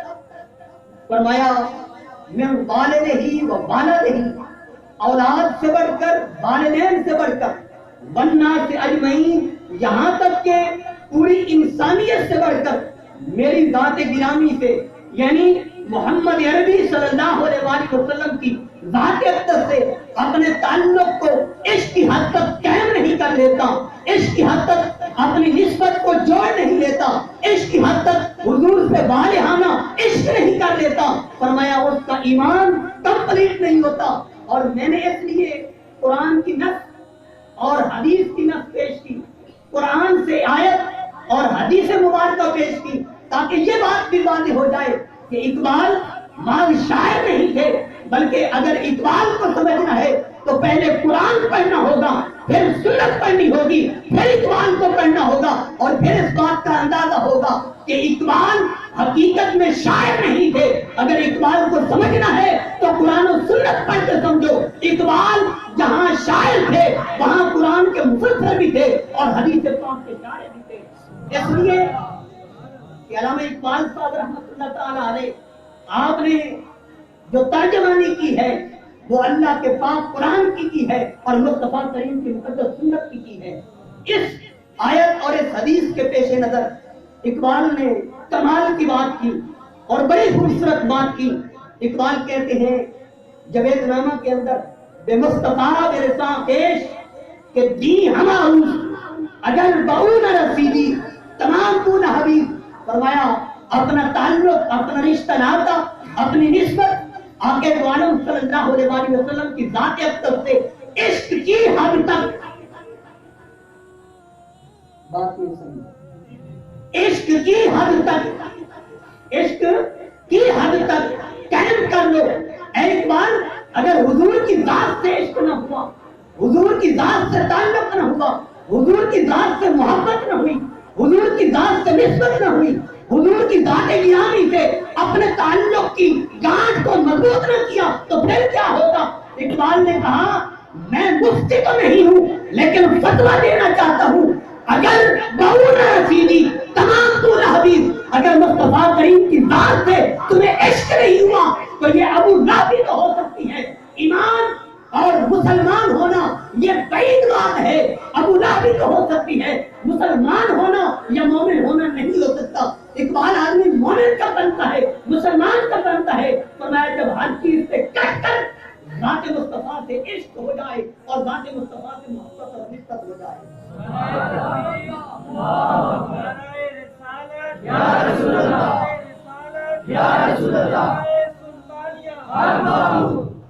और इकबाल ने दौरे हाजिर का शिकवा करते हुए, क्योंकि असरे हाजिर में जिस चीज में हम फंस चुके हैं, मैं आखिर में इशारतन किनायतन उसका जिक्र करूंगा, मगर इकबाल ने असरे हाजिर के हवाले से जो बात की, इकबाल कहते हैं असरे माराज माँ बेगाना कर। अरे तुम समझते हो कि दौरे हाजिर असरे हाजिर इसने हमें क्या कर दिया? इसने हमारे साथ क्या रवैया इख्तियार किया? इसने हमारे साथ क्या सलूक किया? इसने हमारे साथ कैसा रवैया इख्तियार किया? इकबाल कैसा रवैया है? कहा असरे माराज माँ बेगाना कर, आज जमाले मुस्तफा बेगाना कर। कहा दौरे हाजिर की रंगीनी, दौरे हाजिर का हुस्न, दौरे हाजिर की ज़िबाइश, दौरे हाजिर की मुसर्रत, दौरे हाजिर की मुस्कुराहट, ये दुनिया की रंगीनियां, ये दुनिया की मुस्कुराहटें, आज इसने हमें हुजूर रिसालत मआब सल्लल्लाहु अलैहि वसल्लम की ज़ात अक़दस से दूर कर दिया, बेगाना कर दिया। असरे मारा दिमा बेगाना कर, हमारे दौरे हाजिर ने हमारे राज से हमें दूर कर दिया। इकबाल, हमारा राज क्या था? हमारी हकीकत क्या थी?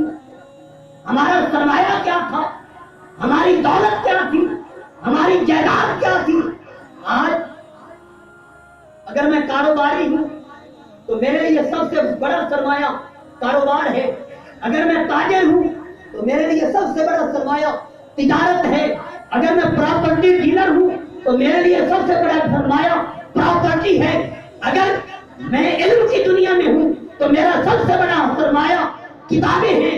मगर आइए इकबाल से पूछते हैं, इकबाल हमारा सरमाया क्या है? हमारी दौलत क्या है? हमारी जायदाद क्या है? हमारा इस कायनात के अंदर अजीम सरमाया क्या है? इकबाल कहते हैं असरे माराज माँ बेगाना कर। हमारे इस जमाने ने, असरे हाजिर ने हमें अपने राज से, हमें अपनी हकीकत से, हमें अपनी हैसियत से, हमें अपने शर्फ से, हमें अपने वकार से, हमें अपनी कद्र मंज़िलत से, हमें अपने नामो नामूस से बेगाना कर दिया। इकबाल, हमारा नामूस क्या है? हमारा सरमाया क्या है? हमारी जायदाद क्या है? हमारी दौलत क्या है? हमारा धन क्या है? इकबाल कहते हैं आज जमाले मुस्तफा बेगाना कर। अरे मोमिन का सरमाया दीदार मुस्तफा है, जमाल मुस्तफा है, मोहब्बत मुस्तफा है, इश्क मुस्तफा है, हमीयत मुस्तफा है, गैरत मुस्तफा है, निस्बत मुस्तफा है, ताल्लुक मुस्तफा है। अगर हुजूर की ज़ात अक़दस से ताल्लुक कायम हो जाए तो इस जहान की दौलत भी हमारी है। या रसूल अल्लाह, या रसूल अल्लाह, या रसूल अल्लाह। इसलिए अहले ईमान का सरमाया क्या चीज है? मोमिन का सरमाया क्या चीज है? मुसलमान का सरमाया क्या चीज है? ये दौलत, ये जायदाद, ये कारोबार, ये तो आर्जी है। तिलकल अय्याम नुदाविलहा बैन अन्नास। अल्लाह ऐलान करता है मेरे बंदो, इस पे भरोसा करके न बैठ जाना, इसी को सब कुछ समझ के न बैठ जाना, इसी के लिए अपने शब रोज न गवा देना। या अल्लाह ये क्या है? अल्लाह ने फरमाया तिलकल अय्याम नुदाविलहा बैन अन्नास। ये तो दिन बदलते रहते हैं, कभी गुर्बत, कभी बादशाही, कभी तख्त तो कभी तख्ते। हम मुल्क पाकिस्तान में नहीं देख रहे कि वही तख्त तख्ता बन जाता है, वही जायदाद गुर्बत का सरमाया बन जाता है, वही माल और दौलत, वही सरमाया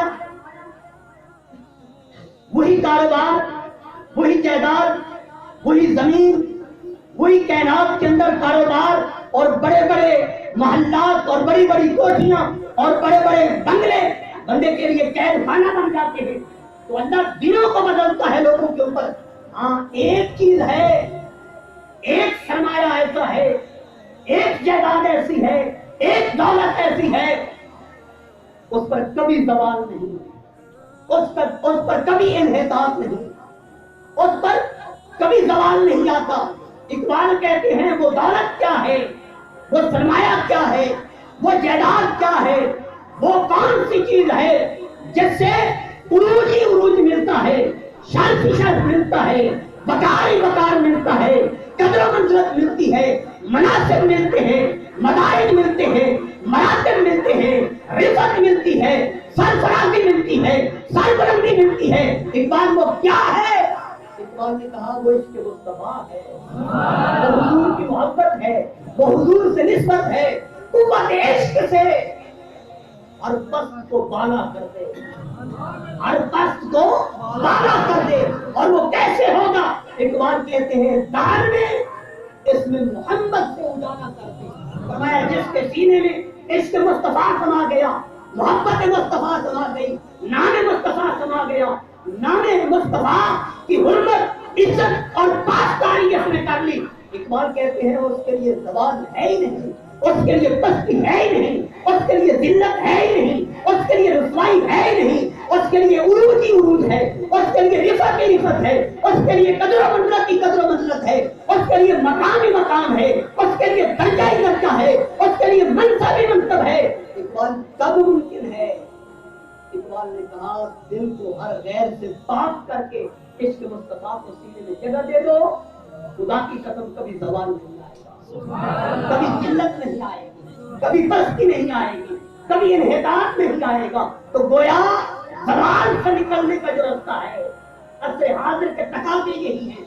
آج ہم یورپ کی طرف دوڑتے ہیں، آج ہم پاکستان کو چھوڑ کے کوئی کسی ملک میں جانا چاہتا ہے، کوئی کسی ملک میں جانا چاہتا ہے، کوئی کسی ملک میں جانا چاہتا ہے.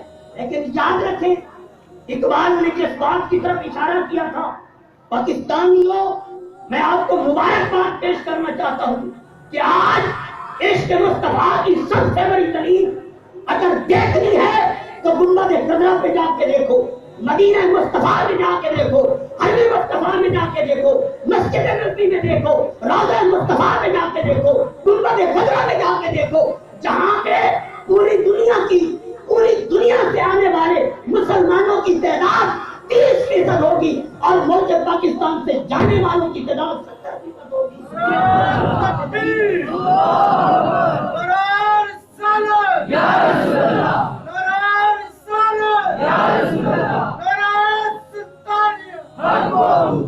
عشق مصطفیٰ کی یہ سب سے بڑی دلیل ہے. اور اقبال نے جو حدیث پاک کی ترجمانی کی، آقا علیہ الصلوۃ والسلام نے فرمایا میں عرب سے ہوں لیکن عرب مجھ میں نہیں، میں ہند سے نہیں ہوں لیکن ہند مجھ میں ہے. آقا علیہ الصلوۃ والسلام نے فرمایا. اور اقبال نے یہ اشارہ کیا میرے عرب کو آئی ٹھنڈی ہوا جہاں سے، میرے عرب کو آئی.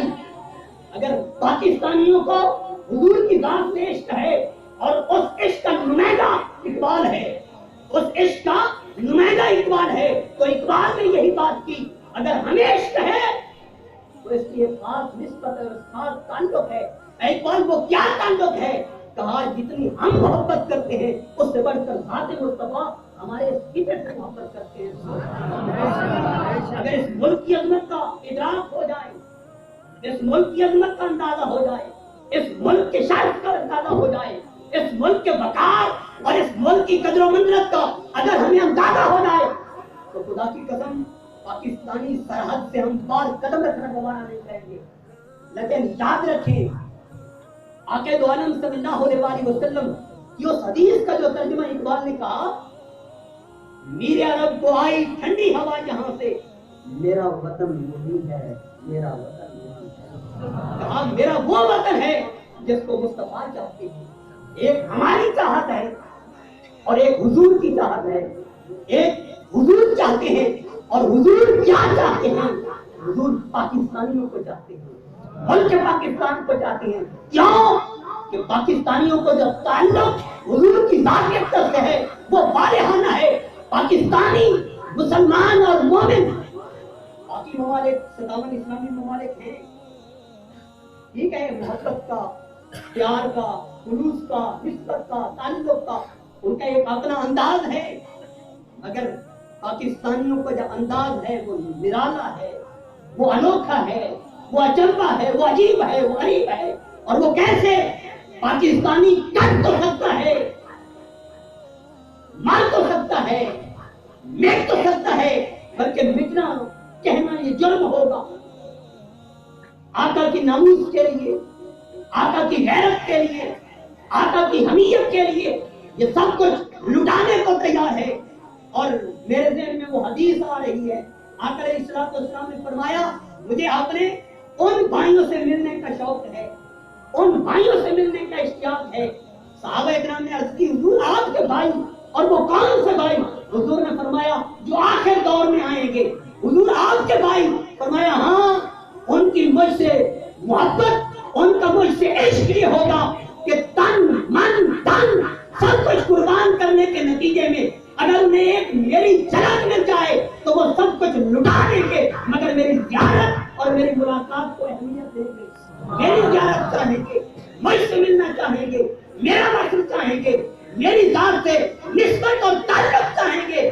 اس لیے اقبال کا عشق یہ نمایاں عشق ہے، اس عشق جیسا کوئی اور عشق نہیں۔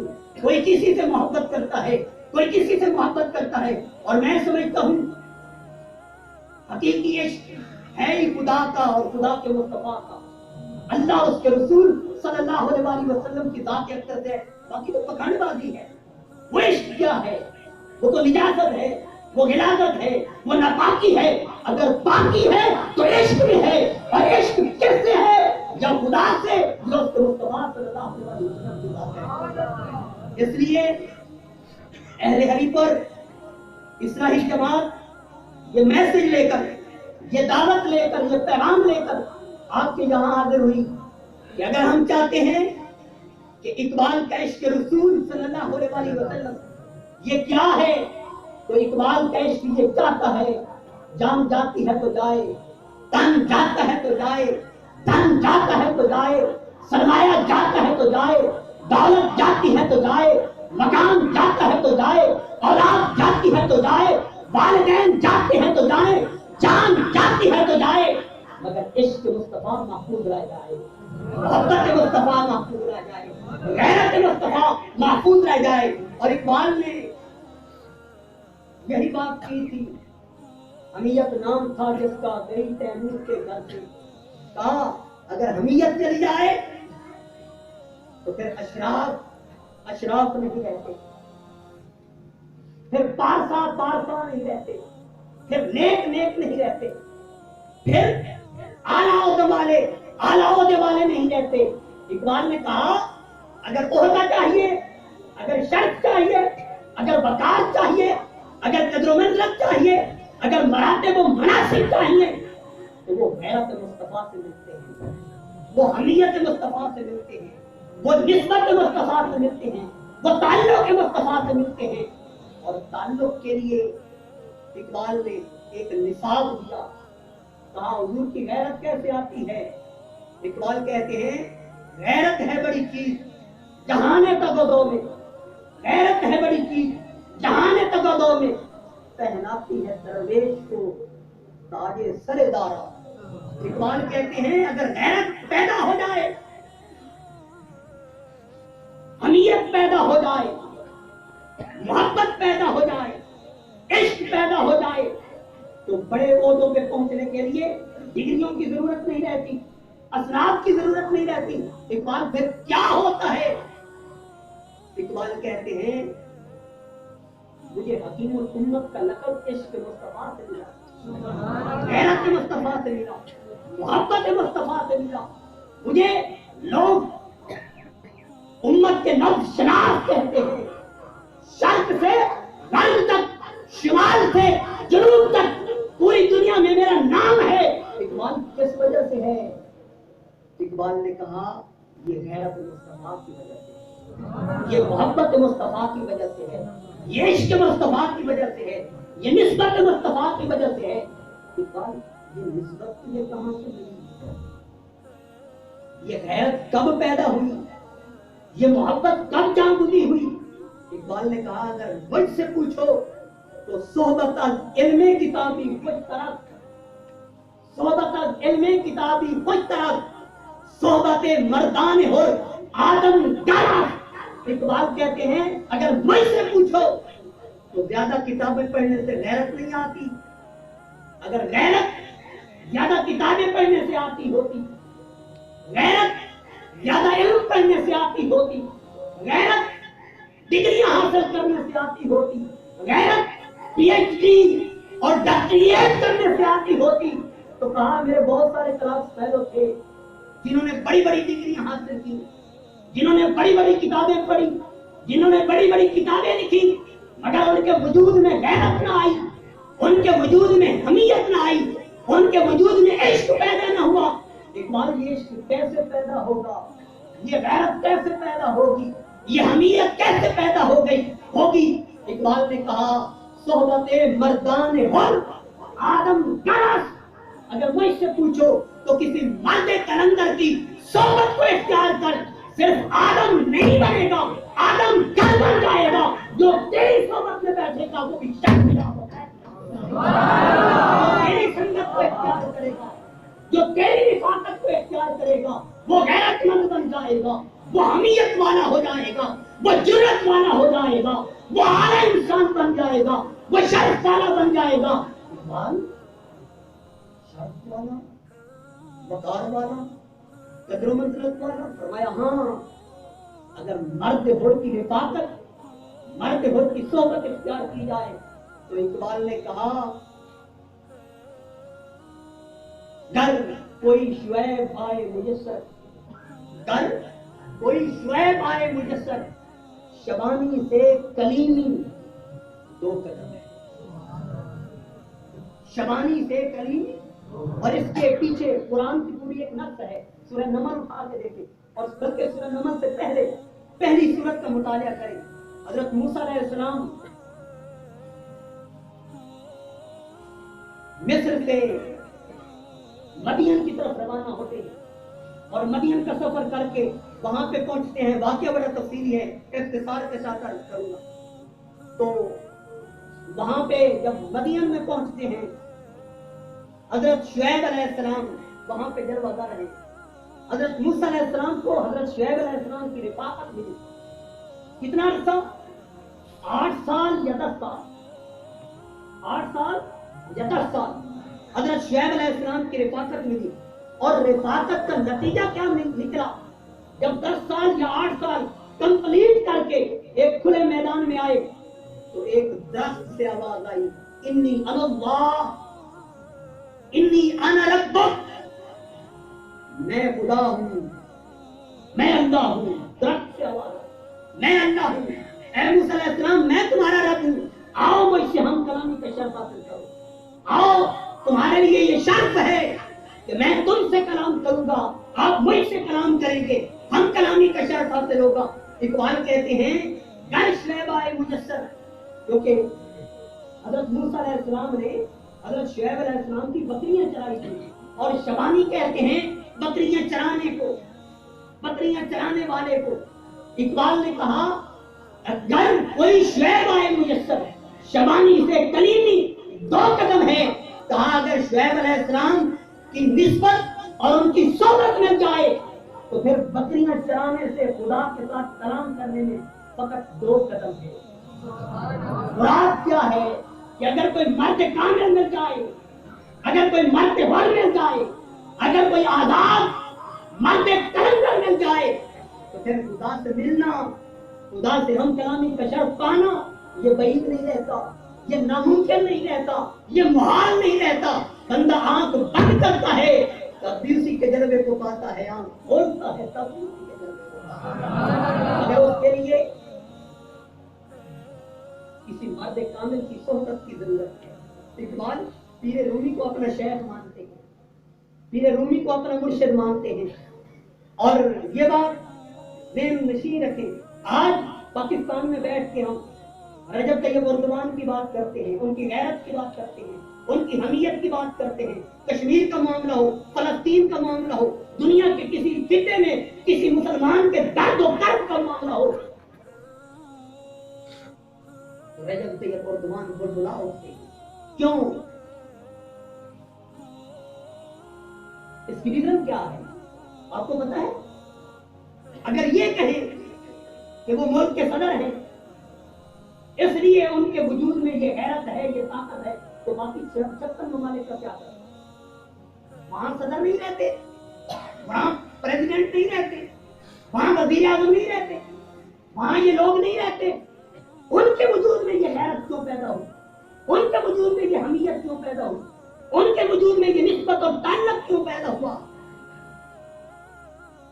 تو اس کا جواب اگر احباب نے کچھ اقساط اور تغرل کی دیکھی ہو تو اس سے آپ کو ملے گا کہ اس کے پیچھے پوری تربیت ہے، ابن عربی کا پورا فیض ہے، ان کی صحبت کا نتیجہ ہے، ان کی کتب کے مطالعہ کا نتیجہ ہے، ان سے نسبت اور تعلق کا نتیجہ ہے۔ تو اگر غیرت پیدا کرنی ہے تو غیرت گھر بیٹھے پیدا نہیں ہوتی، غیرت مال مسلح پہ پڑے رہنے سے پیدا نہیں ہوتی۔ مسلح پہ تو ہر مسجد میں سینکڑوں لوگ پڑے ہوتے ہیں، مگر غیرت مند کتنے ہیں، حمیت والے کتنے ہیں، جن کے وجود میں عشق مصطفیٰ اعلیٰ درجے کا ہو، غیرت مصطفیٰ اعلیٰ درجے کی ہو، وہ کتنے ہیں؟ تو اس کا مطلب یہ ہے مال عبادتوں سے بات نہیں بنتی، مال ریاستوں سے بات نہیں بنتی، مال تسبیحات سے بات نہیں بنتی۔ اگر تسبیحات سے بات بنتی ہوتی تو 40 لاکھ حج پہ جاتے ہیں، ان میں غیرت مند کتنے ہوتے ہیں، ان میں حمیت والے کتنے ہوتے ہیں؟ شہر میں درجنوں مساجد بلکہ سینکڑوں مساجد ہیں، ضلع ہری پور میں دیکھ لو کتنی مساجد، شمار کر لو، آداد شمار کر لو، مگر دیکھنا یہ ہے ان کے اندر غیرت مند کتنے ہیں، حمیت والے کتنے ہیں؟ حمیت اگر پیدا ہوتی ہے تو صحبت مرد کامل سے پیدا ہوتی ہے، نگاہ مرد کامل سے پیدا ہوتی ہے، نسبت مرد کامل سے پیدا ہوتی ہے۔ اقبال نے کہا تھا فقط نگاہ سے ہوتا ہے فیصلہ دل کا، کیونکہ غیرت کا تعلق دل سے ہے، اس بدن سے نہیں۔ یہ بدن تو ہر کسی کے پاس ہے، غیرت کا تعلق روح سے ہے، جس کے لیے اقبال نے کہا تھا جو ابلیس کی طرف سے پیغام تھا مجلس عشورہ میں کہ مسلمانوں کو کیسے زیر کیا جا سکتا ہے، مسلمانوں کو کیسے برباد کیا جا سکتا ہے، مسلمان کو کیسے تباہ کیا جا سکتا ہے، مسلمان کے وجود سے غیرت کیسے نکالی جا سکتی ہے، اس کا نسخہ دیا۔ کہا وہ پاکا کش جو موت سے ڈرتا نہیں ذرا، روح محمد اس کے بدن سے نکال، روح مصطفیٰ کو نکال، یہ بے غیرت ہو جائے گا، غیرت نہیں رہے گی، حمیت نہیں رہے گی۔ جب حمیت نہیں رہے گی جیسے چاہو نثار دو، یہ نہیں بولے گا، یہ نہیں چلائے گا، یہ نہیں آہوزاری کرے گا، یہ نہیں بڑبڑائے گا، یہ نہیں روئے گا، یہ نہیں دھارے مارے گا۔ جب غیرت ہی نہیں رہی، حمیت ہی نہیں رہی، روح مصطفیٰ ہی نہیں رہی، باقی کیا رہے گا؟ تو ہمارا سب سے بڑا سرمایہ، اس کا یہ مطلب بھی نہیں کہ عبادت فرض نہیں ہے، عبادت کی اہمیت نہیں، کسی کے ذہن میں یہ خیال آ جائے عبادت سے انکار ہے۔ عبادت اولین شرط ہے، مگر عبادت سے پہلے عشق مصطفیٰ شرط ہے۔ اگر عبادت سے پہلے عشق مصطفیٰ شرط نہ ہوتا تو اعلان نبوت کے پہلے دن نماز فرض نہیں تھی، اعلان نبوت کے پہلے دن نماز فرض نہیں تھی، اعلان نبوت کے 13 سال بعد نماز فرض ہوئی۔ اگر فقط نماز ہی کافی ہوتی، نماز ہی سارا سرمایہ ہوتا تو اعلان نبوت کے پہلے دن نماز ہونی چاہیے۔ 13 سال کا عرصہ باضابطہ طور پر یہ 5 وقت کی نماز فرض نہیں ہوئی، ہجرت کی شب نماز فرض ہوئی، اور ہجرت 12 سال اور کچھ ماہ بعد حضور صلی اللہ علیہ وسلم نے کی۔ روزہ 2 ہجری کو فرض ہوا، زکات 2 ہجری یا 3 ہجری کو فرض ہوا، حج 7 ہجری یا 9 ہجری کو فرض ہوا۔ میرا سوال آپ احباب سے ہے، میرا سوال اہل علم سے ہے، میرا سوال اہل تدبر سے ہے، میرا سوال اہل نظر و فکر سے ہے، میرا سوال اہل دانش سے ہے، میرا سوال اس مجلس میں بیٹھنے والے احباب سے ہے۔ اگر سب کچھ نماز ہوتا تو پھر نماز 13 سال بعد کرتا، وہی پہلے دن پڑھنا چاہیے۔ تو اس کا مطلب یہ ہے کہ سارا کچھ نماز نہیں، نماز سے پہلے عشق مصطفیٰ محبت مصطفیٰ ہے، غلامی مصطفیٰ پہلے فرض ہے، محبت رسول پہلے فرض ہے۔ میرے پاس وقت نہیں ہے، نماز عصر کا وقت ہو چکا، ورنہ میں آپ کو عرض کرتا مالک کی توفیق سے، عارفوں کے سلطان کی نگاہ کرم سے، کہ عبادت پہلے ہے یا محبت مصطفیٰ پہلے ہے، عشق مصطفیٰ پہلے ہے۔ جس وجود میں عشق مصطفیٰ نہیں، اس کی نماز درجہ معراج کو نہیں پہنچتی،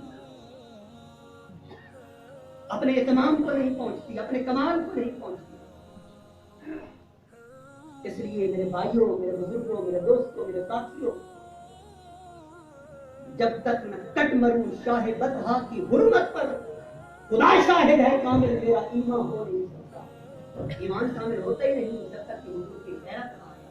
اور اگر ایمان نہیں تو نماز کیسے، ایمان نہیں تو روزہ کیسے، ایمان نہیں تو حج کیسا، ایمان نہیں تو زکات کیسی، ایمان نہیں تو تسبیح کیسی، ایمان نہیں تو تحلیل کیسی، ایمان نہیں تو ورد کیسے، ایمان نہیں تو وظائف کیسے، ایمان نہیں تو عبادات کیسی، ایمان نہیں تو نوافل کیسے، ایمان نہیں تو تلاوتیں کیسی، ایمان نہیں تو ریاضتیں کیسی، ایمان نہیں تو عبادتیں کیسی۔ عبادات درجہ معراج کو تب پہنچتی ہے جب عشق مصطفیٰ سینے میں جان ہوتی ہے، محبت مصطفیٰ سینے میں جان ہوتی ہے۔ اس لیے اقبال کے کسی شعر سے اور ان اشعار سے میں آپ احباب سے یہی التماس کروں گا کہ یا رب دل مسلم کو وہ زندہ تمنا دے، وہ زندہ تمنا بیدار ہو جائے، وہ زندہ تمنا دے، ایسی زندہ تمنا جو قلب کو گرما دے، جو روح کو تڑپا دے، محروم تماشا کو پھر دیدہ بینا دے۔ دیکھا ہے جو کچھ میں نے اوروں کو بھی دکھا دے۔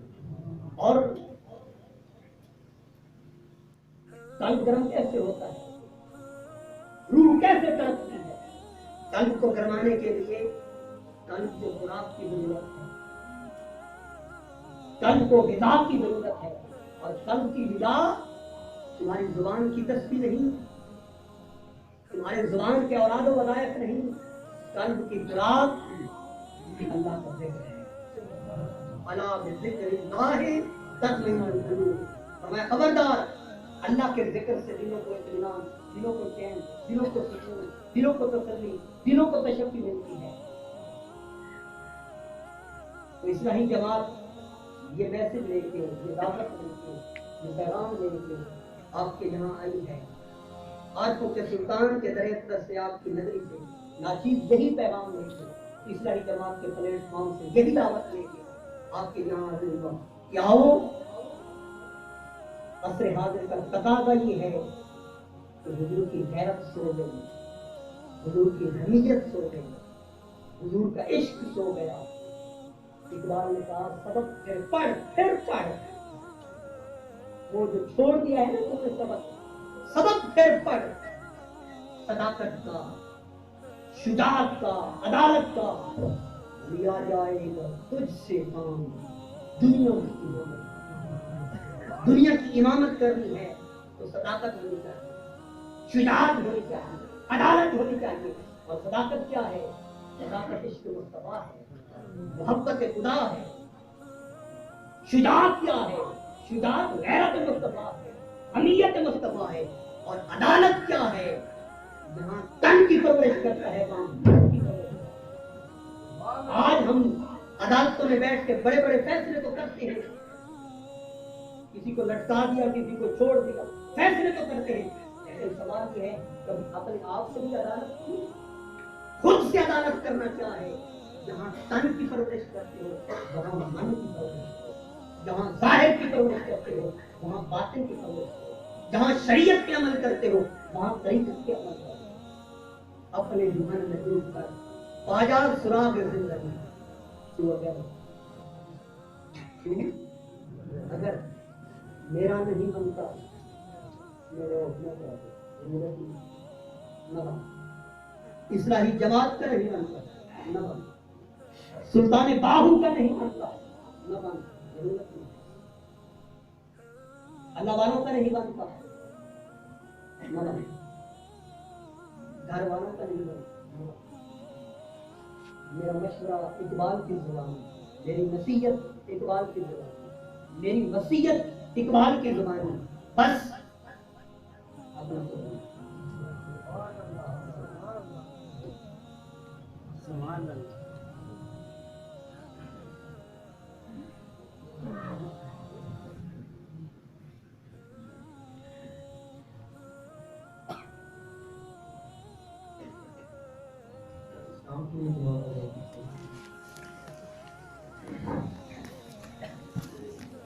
मुस्तफा